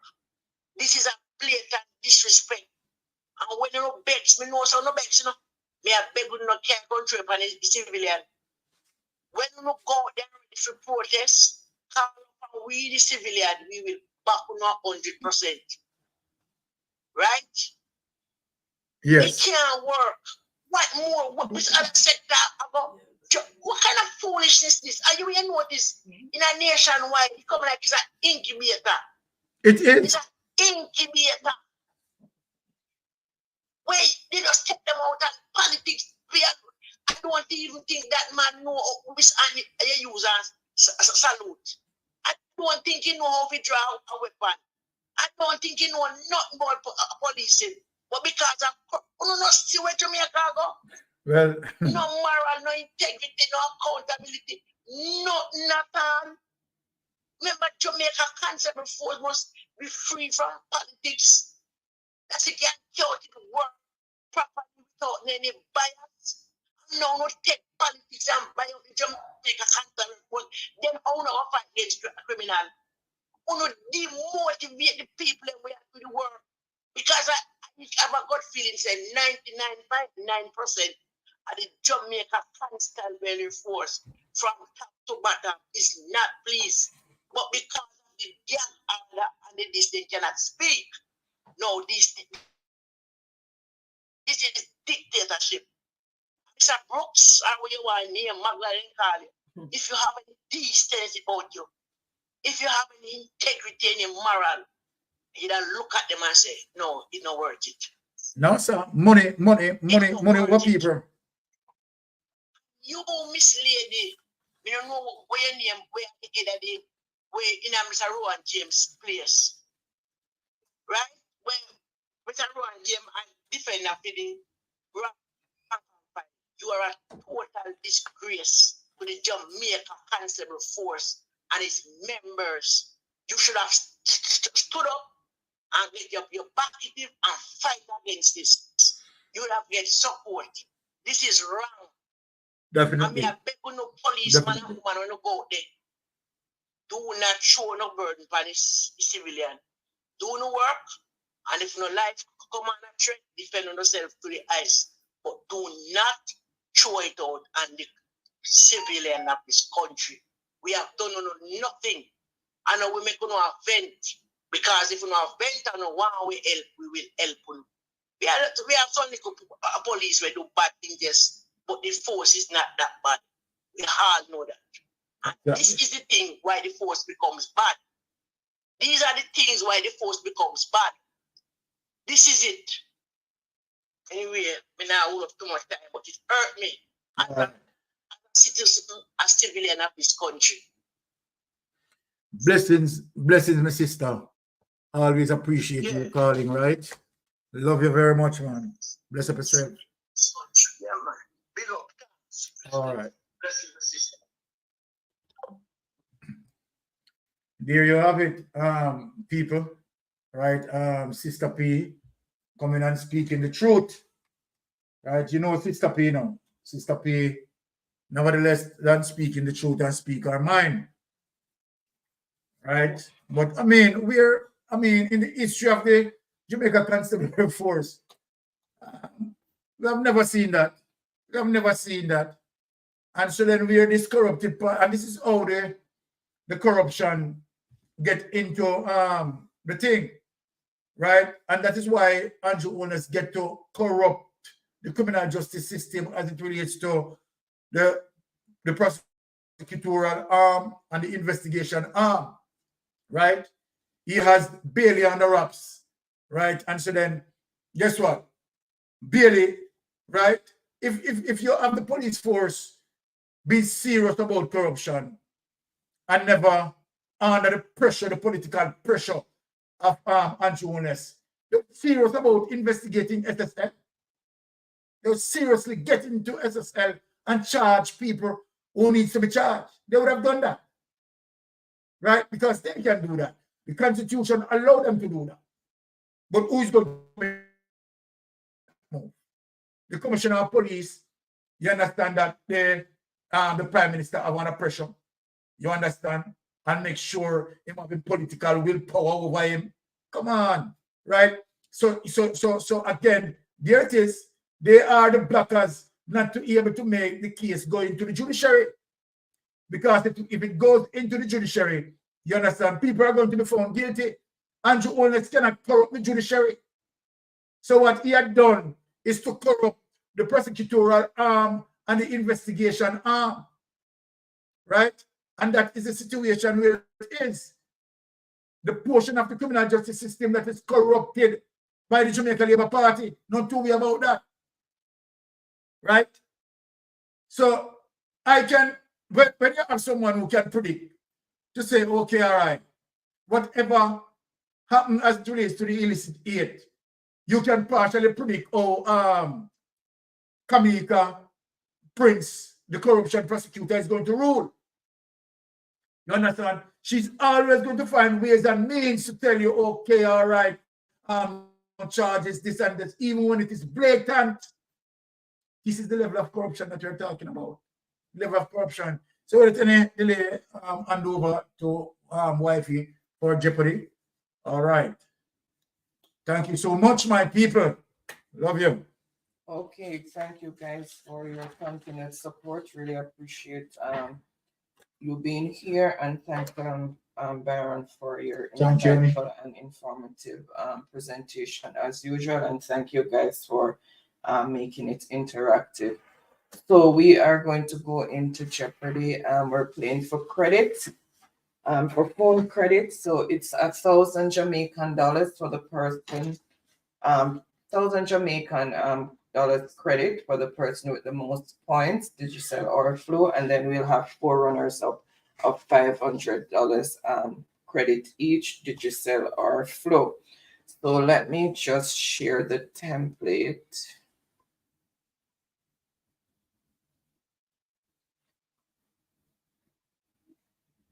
All right, let me just take off the logo so you can see all the categories. All right, so tonight categories are Caribbean trivia, name that animal, religious knowledge, famous people, and name the country.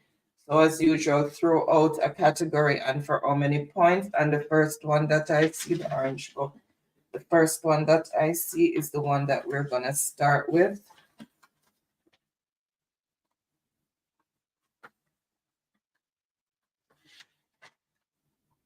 Thank you, Millicent. You have a blessed weekend as well, and safe travel.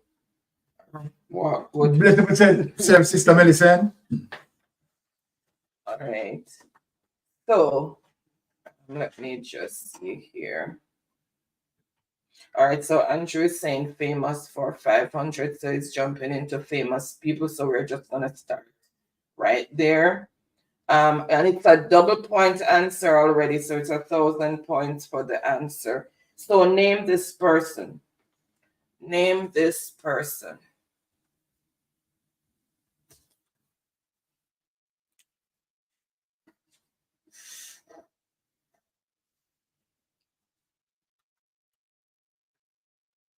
Name this person.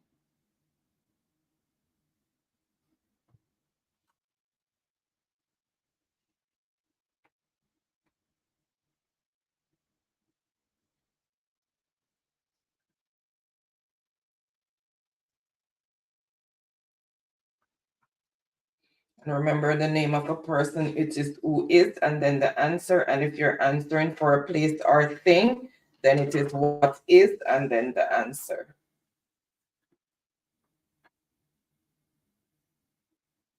Okay, bless up Stanford.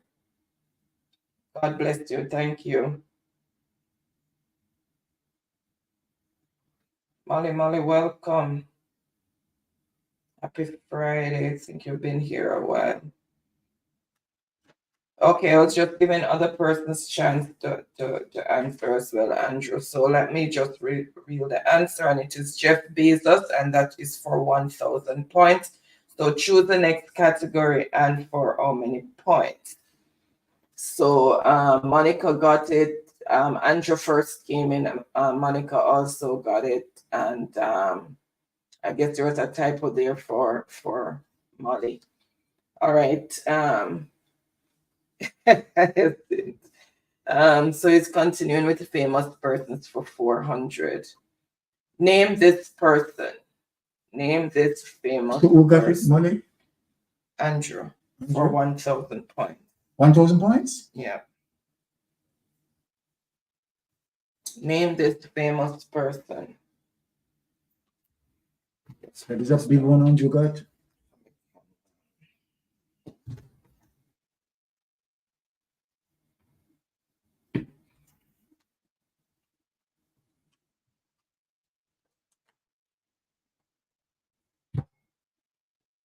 Okay.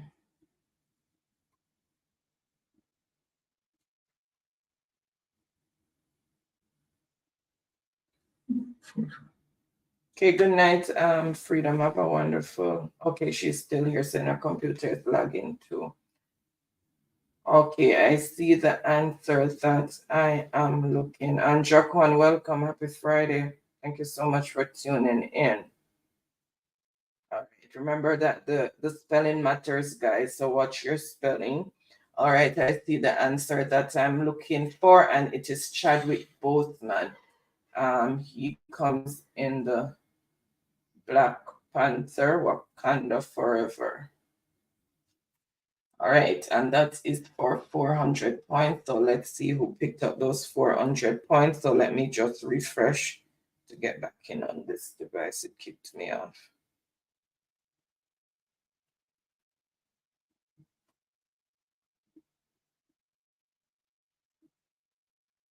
All right, let me just see who first came in with the correct response. That's for that one. Freedom. Right. And that is for 400 points. Then Andrew.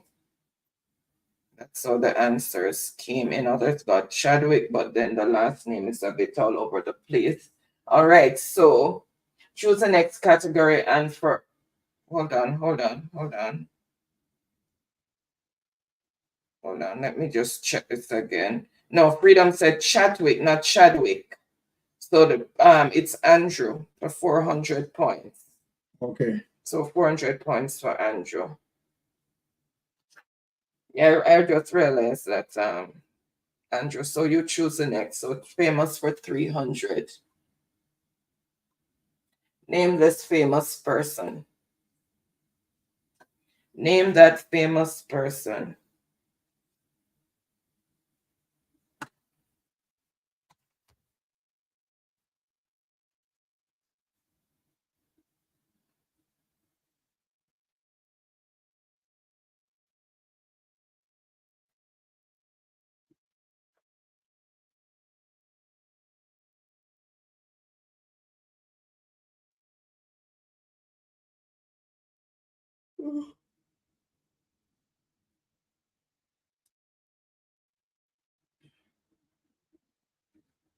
All right, so no delays. I see the answer that I'm looking for, and who is Samuel Jackson? If you put the L, that's fine. It's Samuel L. Jackson, and that is for 300 points. So let's see who first came in with the correct response. Andrew for 300 points. What? Then Monica, Truck Life, and that Molly gave is acting name. All right, so so famous for. So I guess it's for 200 that he's taking it then, because 300 is gone. Name this person. Name that person. What's it? We need to correct it to 200? No, that's correct. Name that full name.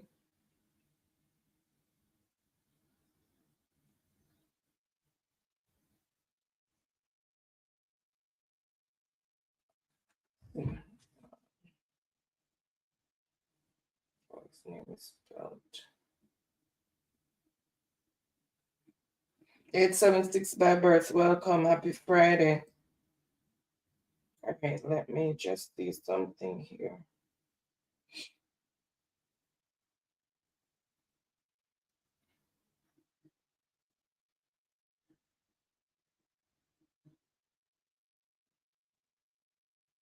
All right, I see the answer that I am looking for, and so it is Vladimir Putin. That's who this person is, and look at the spelling of Vladimir. It has an I after the D and then another I after the M. All right, so Vladimir Putin, and that is for 200 points.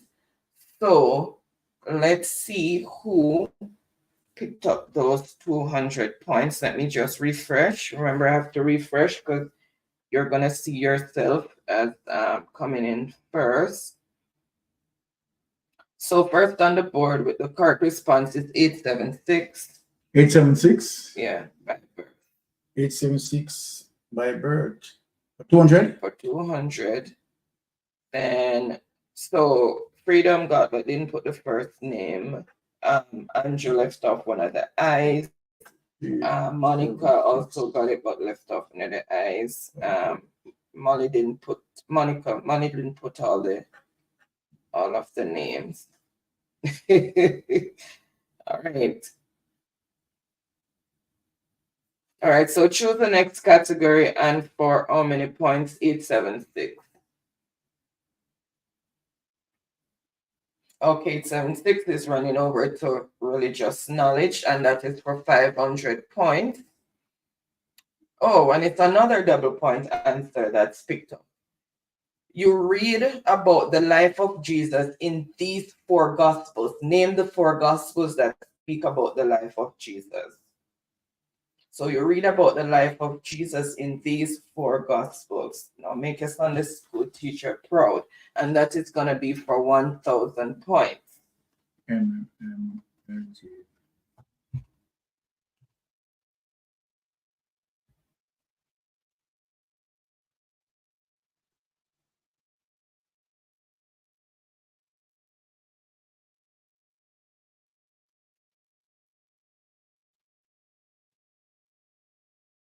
But people, like a Sunday school teacher proud that you didn't waste time when you're going to Sunday school. You learned. You no longer go for recess.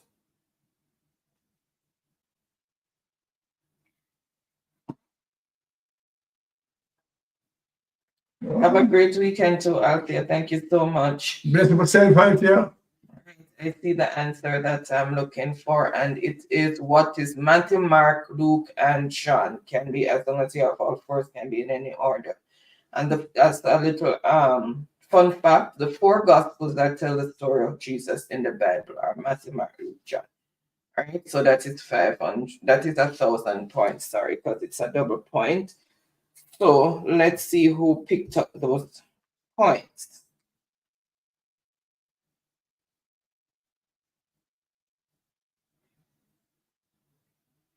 $876. All right, how much points? 1,000. 1,000 points? And you said double? Yes, 1,000. So it's 1,000 make it double. Okay. 500 double to 1,000. Then Truck Life, Monica, Truck Life corrected the John, there was an M there, and also Molly. So the score as it is, Andrew on 1,700 points and 876 by birth, 1,200 points. Strong competition there. All right, so choose the next category, and for how many points? 876.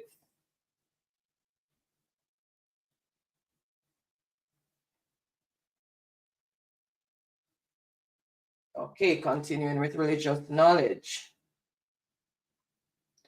Who came to Jesus at night, and Jesus told him to be saved, he must be born again?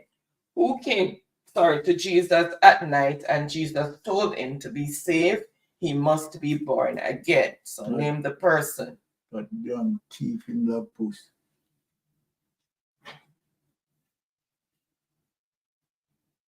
Name the person.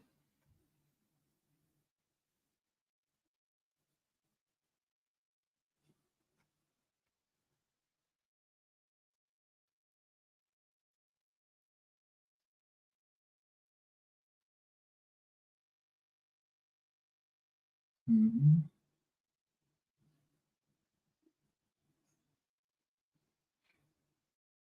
All right, no delays. I see the answer I'm looking for, and it is, who is Nicodemus? So a little fun fact, in the Bible, Nicodemus, a Pharisee and a member of the Jewish ruling council, came to Jesus at night and told him to be born again. All right, and that is for 400 points. So let's see who picked up those 400 points. Let me just refresh. Started there. Andrew, then Hyacinth, Molly. That's how the answers came in.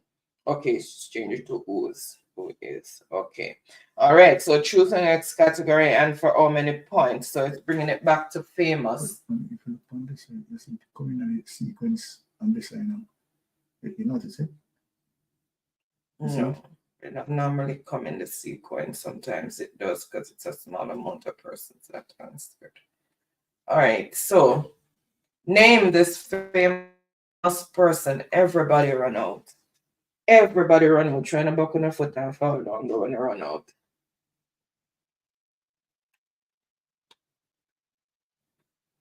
Everybody run out.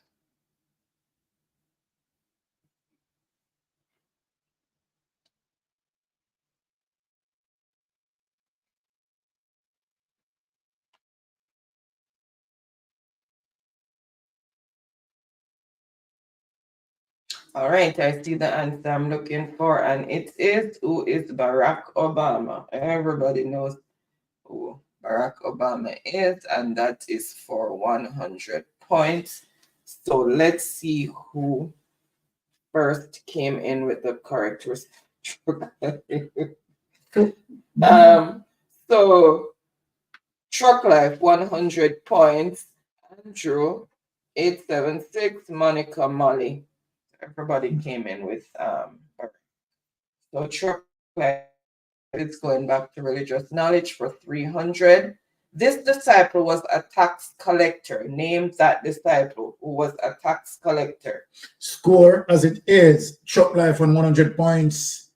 876 by Bird, 1,200 points. Andrew, 2,100 points.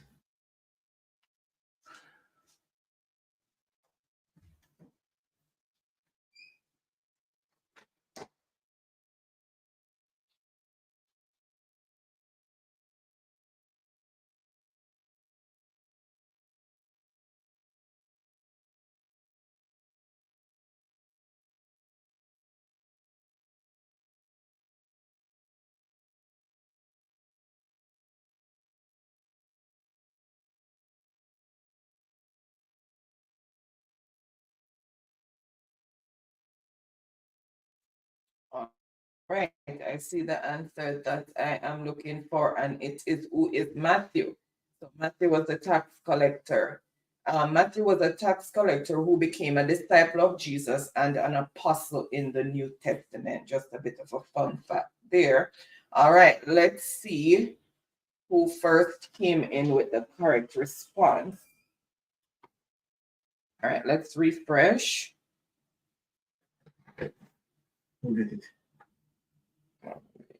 Andrew. Then points, Andrew. 300 points. then truck life, then Molly. That's how the answers came in. Well, Andrew, what of the place? Right, so choose the next category, Andrew, and for how many points? I'm gonna hurry before the Andrew. I didn't see my answer. Ricardo. Animals for 500. Ricardo was there earlier? Never seen Animal for 500. Animal for 500. Ricardo cool out tonight. All right, name this animal. Speedy Gonzalez, that you know. Name this animal.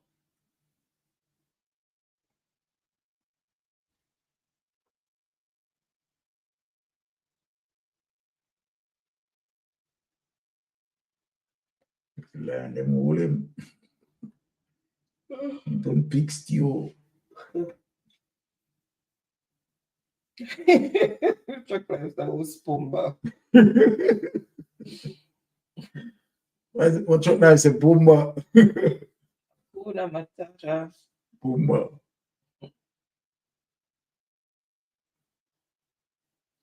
All right, I see the answer that I'm looking for, so I'm not gonna really delay. And what is the warthog?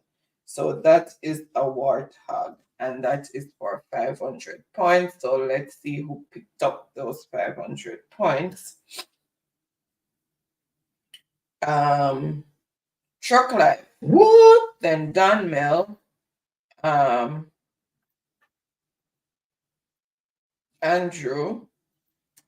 Look like seal on the board now. Freedom said God has a sense of humor. And then oh, she put well instead of word. All right, so he's continuing with animals for 400. Name this animal. Everybody run out.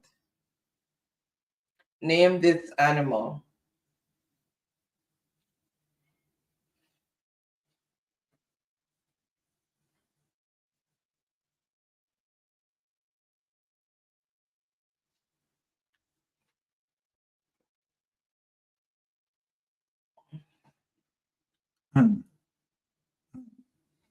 You know, if you were warming down.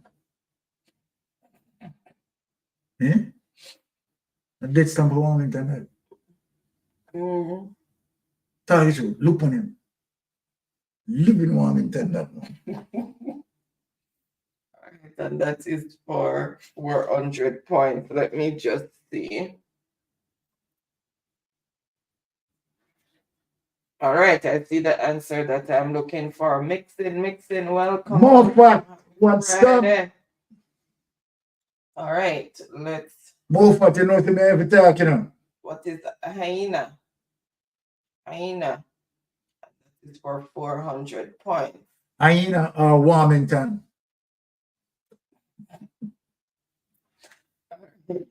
Let's see who first came in with the correct response.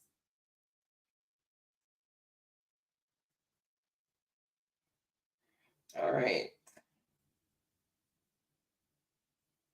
Truck life, then Dunmill. What a point for that? 400. Well, truck life a step on the gas. Mixing, Monica. All right. I'm saying I'm going to link it tomorrow. All right, cool. I'm saying I'm going to link it tomorrow. Not even get to do anything this summer mixing. I'm tell us I'm going to try, but not do anything this summer at all. Chocolate for 300. Let me say chocolate for 300, Lord Jesus. Animal for 300. Name this animal.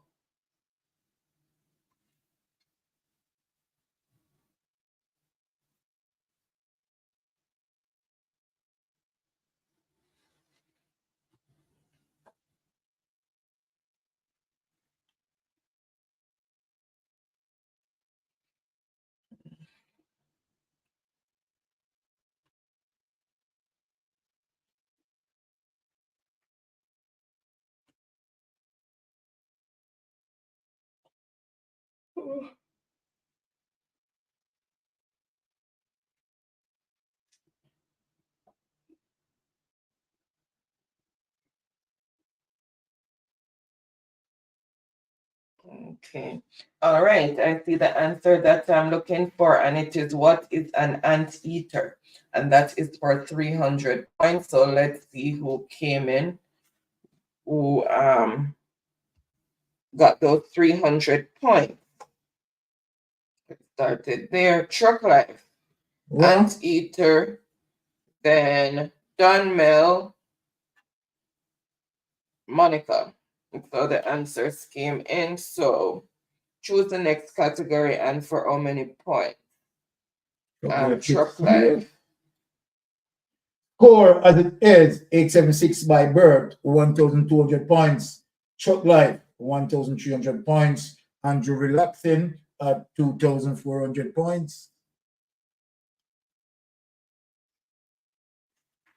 Okay, what's the name? Mixing is saying aardvark is correct as well. So those who have aardvark be correct. But I was looking for anteater, and that was the first one that came in. All right, so Truck Life is saying animals for 200. Name this animal. Everybody run out. Name this animal.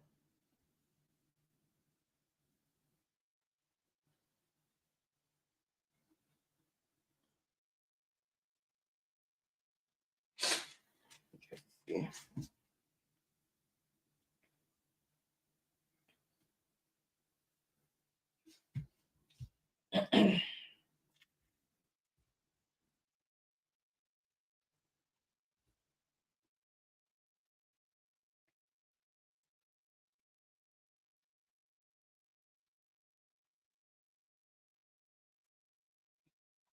Okay, I see the answer that I am looking for, and it is what is a sloth? What is a sloth? If anybody tell you say you're so like a sloth, trust me, you're slow bad. All right, let's see who first came in with the correct response. Truck Life for 200 points. 200 points? Yeah. Dunmel, Mixin, Monica, Molly. That's how the answers came in. Truck Life is an animal for 100, so it's completing the animals. And everybody run out. Name this kangaroo. This animal. Name this animal. I'm gonna finish it. Name this animal.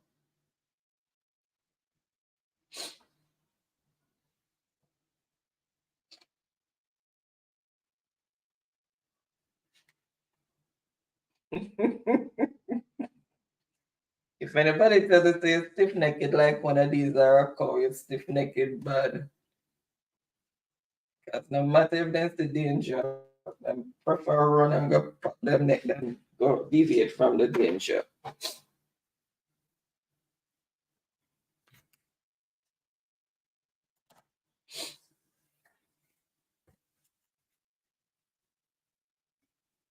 This is bullheaded. All right, and that is for 100 points, and that is a kangaroo, and he has his baby there in the pouch, or she has her baby in the pouch, and that is for 100 points. So let's see. It's the only town animals you're sure. What about the country one? So the sloth and the hyena town animals too.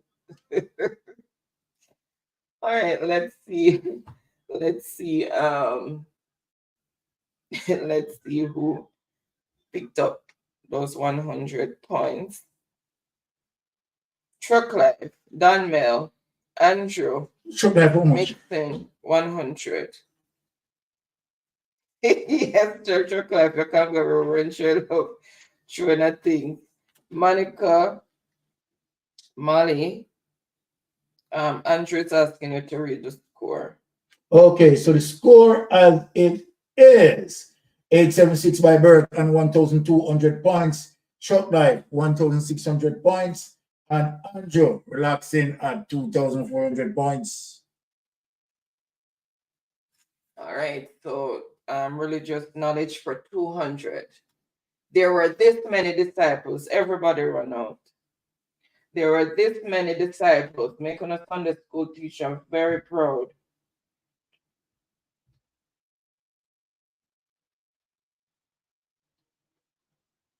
Everybody run out.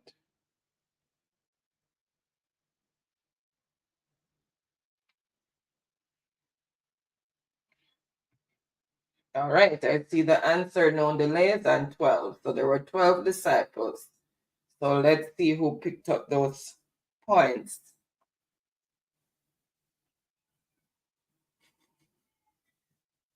Truck life. Andrew. So 200 points to truck life. Then Andrew, Dunmel, Mixin, Monica. That's all the and Molly. No, what? Yes, 12 should be what is. Then truck life, religious knowledge for 100. Jesus came into Jerusalem riding on. What was he riding on when he entered into Jerusalem? To show that he's a very patient man.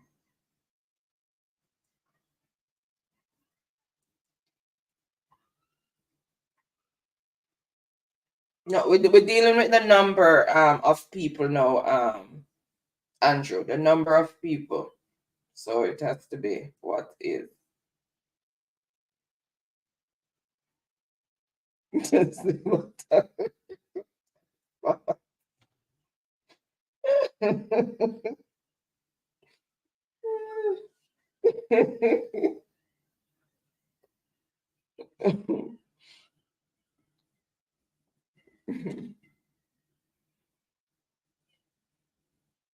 All right, I see the answer that I am looking for, and let's reveal. So he rode in on a donkey. So patient man ride donkey, and that is for 100 points. So let's see who picked up those 100 points. Dunmel for 100 points. Truck life. Mixing. I think, but she didn't put what is.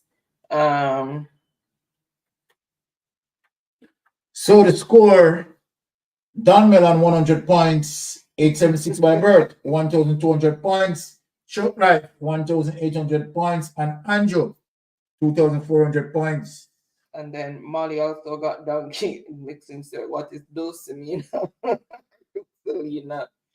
Oh my goodness. Caribbean for 300 says Dunmel. Let me just make sure. 300. I have the highest concentration of churches in the world. So which Caribbean country has the highest concentration of churches in the world? Everybody run out.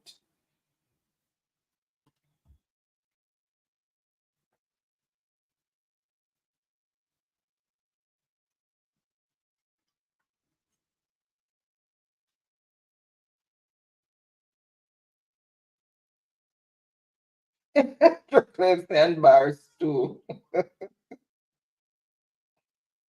All right, I see the answer that I'm looking for. So no delays, Jamaica.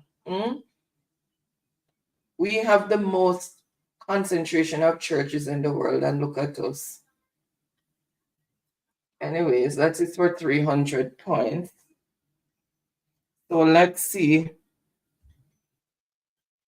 who first came in with the correct response. Truck life, Dunmel. So truck life for 300. Dunmel, Hyacinth, Monica, Mixin.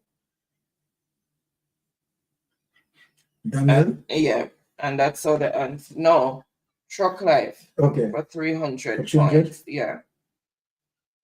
And truck life is saying Caribbean for 200. This Caribbean island is the only country in the world named after a woman. Name the island. This Caribbean island is the only country in the world named after a woman.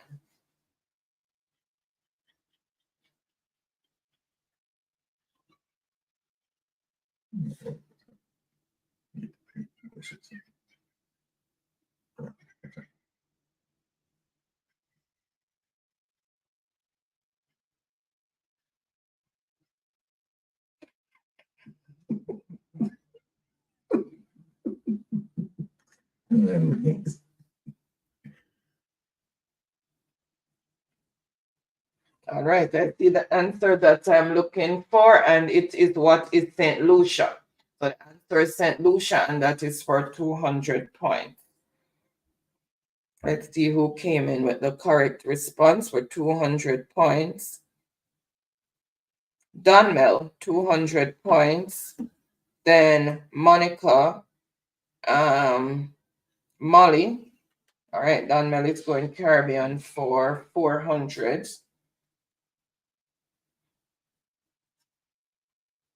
These lyrics typically deal with poverty, love, politics, and Rastafarianism.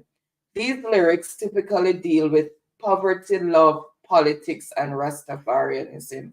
Name the genre that carries those lyrics.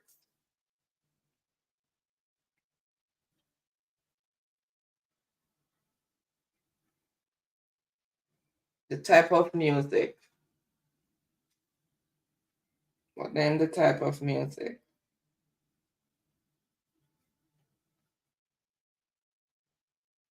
The music.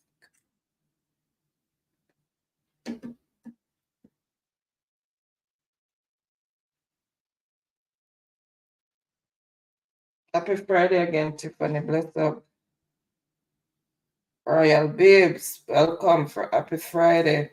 All right, I see the answer, and it is what is reggae music normally deal with poverty, love, politics, and Rastafarianism. So it talks about the struggles of the people. All right, and that is for 400 points.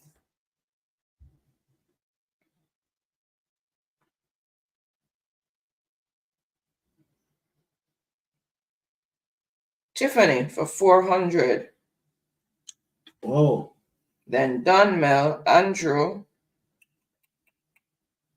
Mixin, Monica, All right. So Tiffany Royal came on Babe, strong.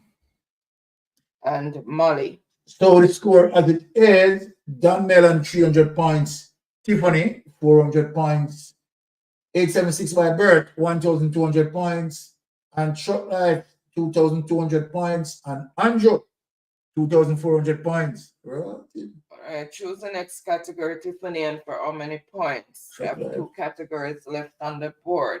It says between Short Life and Andrew. Sure, who's going to take it tonight? Interesting. Okay, so Caribbean, she continuing for 100. I have 2 green triangles, 2 black triangles, and 1 yellow X in my flag. Name the flag. I have 2 green triangles, 2 black triangles, and 1 yellow X in my flag. Which country does that flag belong to? Which country does that flag belong to? Listen, 2 green triangles, 2 black triangles, and 1 yellow X in my flag.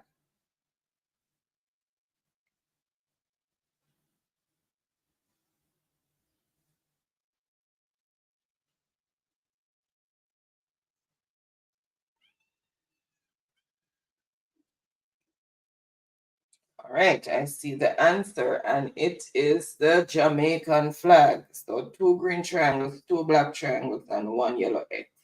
And that is for 100 points. Let's see who picked up those 100 points. Truck Life, then 876. 100 points? 100 points for Truck Life. Then Tiffany, Monica, Molly, all right, Caribbean for 500. Says Truck Life, so it's finishing the Caribbean trivia. And it's a double your score. So finally found double your score.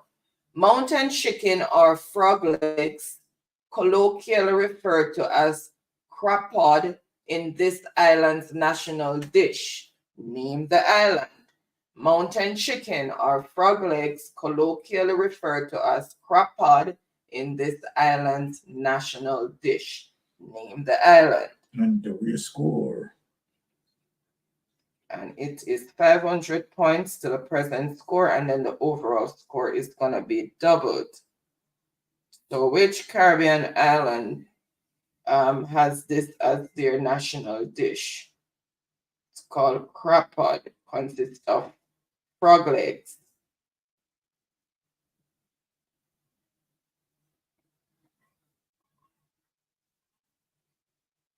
All right, I see the answer that I am looking for. So let's see who picked up all these points. So what is Dominica? So this dish is eaten in Dominican.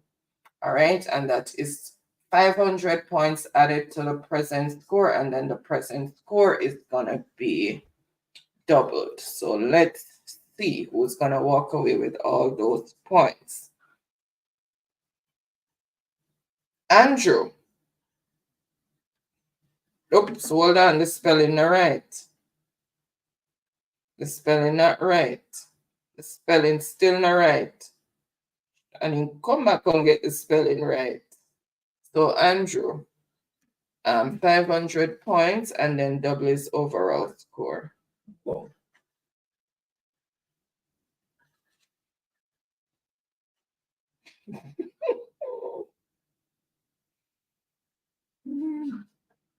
Come back and redeem himself.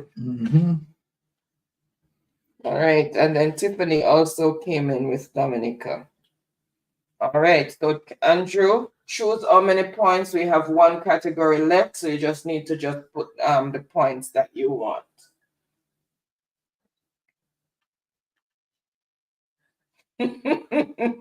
Baron, read the score.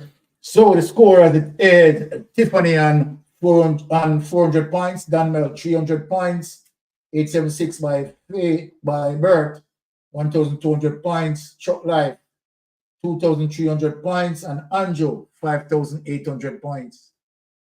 All right. So how many points do you want, Andrew?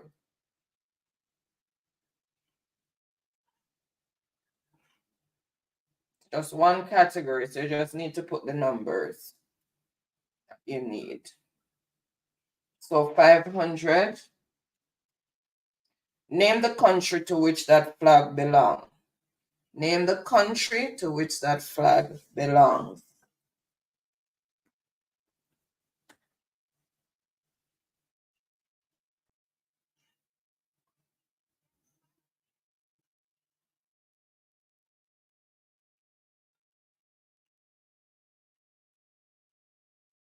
All right, no delays. I see the answer, and it is what is Argentina, and that is for 500 points. So that flag belongs to Argentina. Let's see who picked up those. Come on. Who picked up those 500 points? No, the chat is freezing up on me. Okay, came back up. All right, so Truck Life for 500 points, then 876 by Birth, Tiffany, Molly. All right, so Truck Life is going to 400. Name the country to which that flag belongs. Name the country to which that flag belongs.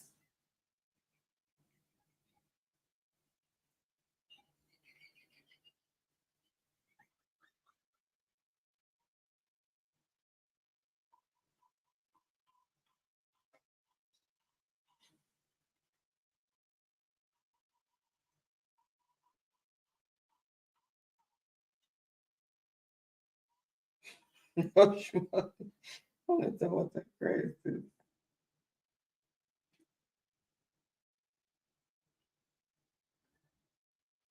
All right, I see the answer that I am looking for, and it is what is Costa Rica, and it is 400 points going to Andrew. So choose the next category and for how many points. So 400 points to Andrew, and then Molly. 400 points to Andrew. All right. How many points? 300. Everybody run out. Name the country that uses that flag. Everybody run out.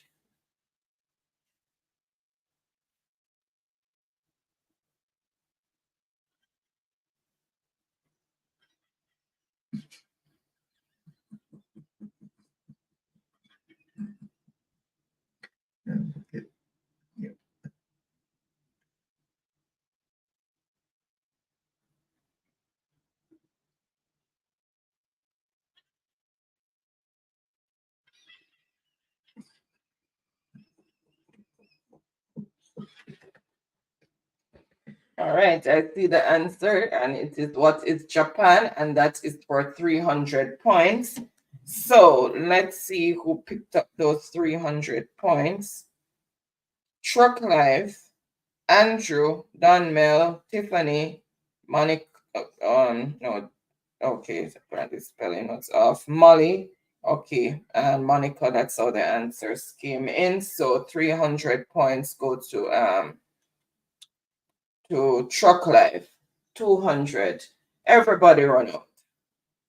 Name the country to which that flag belongs.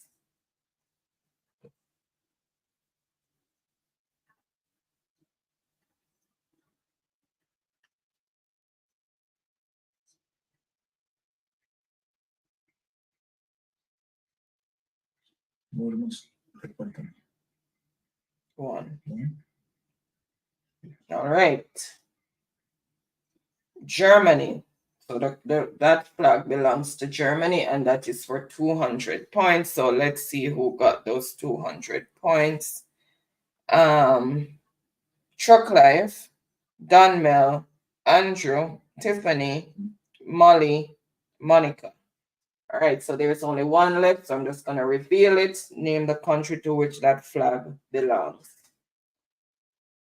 It's 100 points. Mm-hmm. Name the country to which that flag belongs.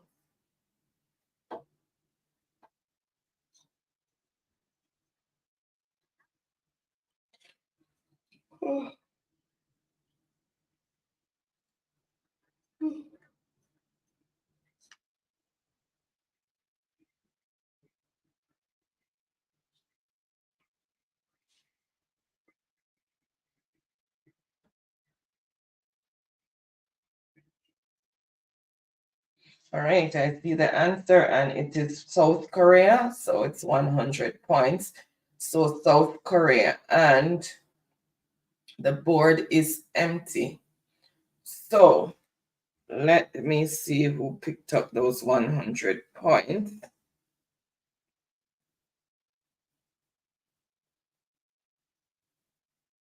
Donmel, then Tiffany. Donmel? And Tiffany, then Molly. And other people of Korea, but oh shoot. Okay. All right.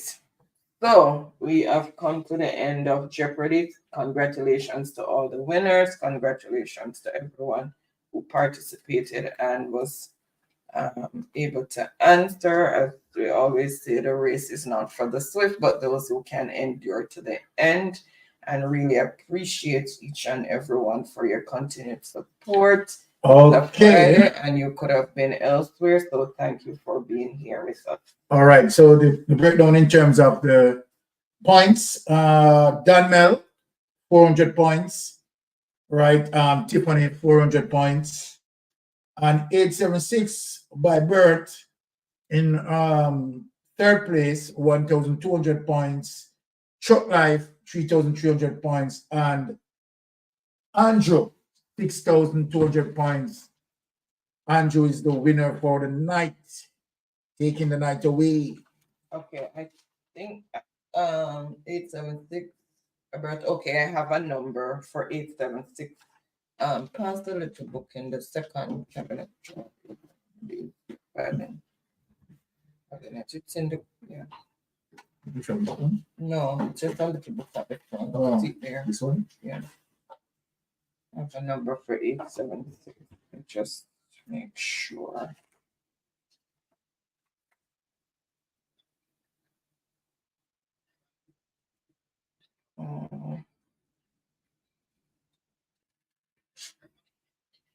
I don't.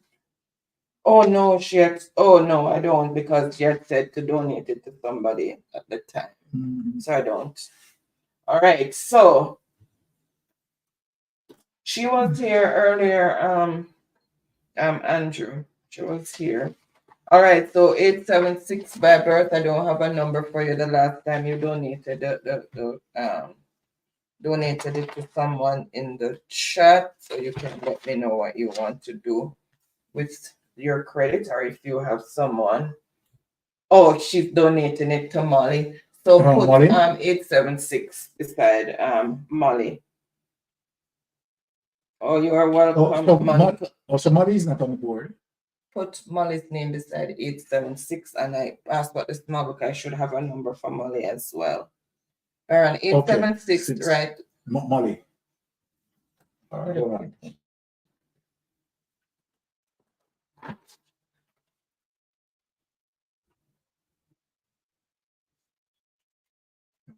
That's a little book there, so give me back the little book.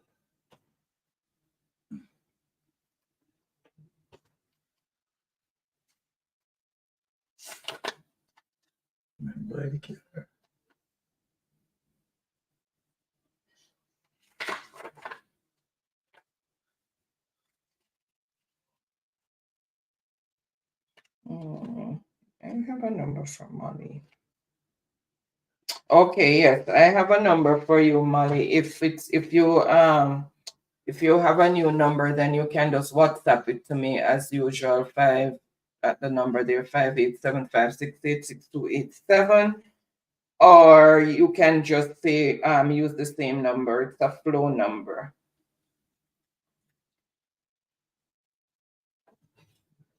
Is Molly still there? Yeah, I didn't. Oh. All right. So thank you guys. Thank you guys so much. Really appreciate each and everyone as usual. Not gonna really delay. Daniel, so next week I will try to stay up. Let's sleep early this evening. Only woke up in the middle of the game. All right. Yeah, but you're always you're always here right through to the end, Daniel. So we understand that you're tired. Same here because we have a early start in the morning. Show next week. So guys, remember to tune in to Ratigan, Reason with Ratigan tomorrow at 1 p.m. Jamaica time. Am I right, Daniel? It's 1 p.m. Jamaica time and 3 p.m. New York time. And also Town Hall with Wayne Lonesome Reggae Dub Scene on Sunday. And we will be back on Tuesday. And also, guys, remember to tune into Aromatic TV and all the other. Okay, 2 p.m. Thank you. I said it, what I was still wondering. So 2 p.m. Jamaican time for Reason with Ratigan tomorrow. Right. And remember, hot off the press, Anissa Bell, Rose, Hot Topic, yeah, man. And everybody who's burning the fire. Please support each and every one. It's one message, different way of doing it, as I say, but it's all about accountability and better governance and strong, vibrant, thriving Jamaica for the future. I don't know if the 2 p.m. is normally my baking time. All right, guys, so I am going to say good night for now. So safe travel on the gravel until we meet again on Tuesday. Or we'll be on during the day as well as we're gonna come back Tuesday in the evening. So Tuesday will be of course anticipating the tabling of the report. So we'll be here. Both of us will be here on Tuesday. Right, looking forward for that. All right. All right. So bless up, guys. Safe travel on the gravel. Until next time. Bye.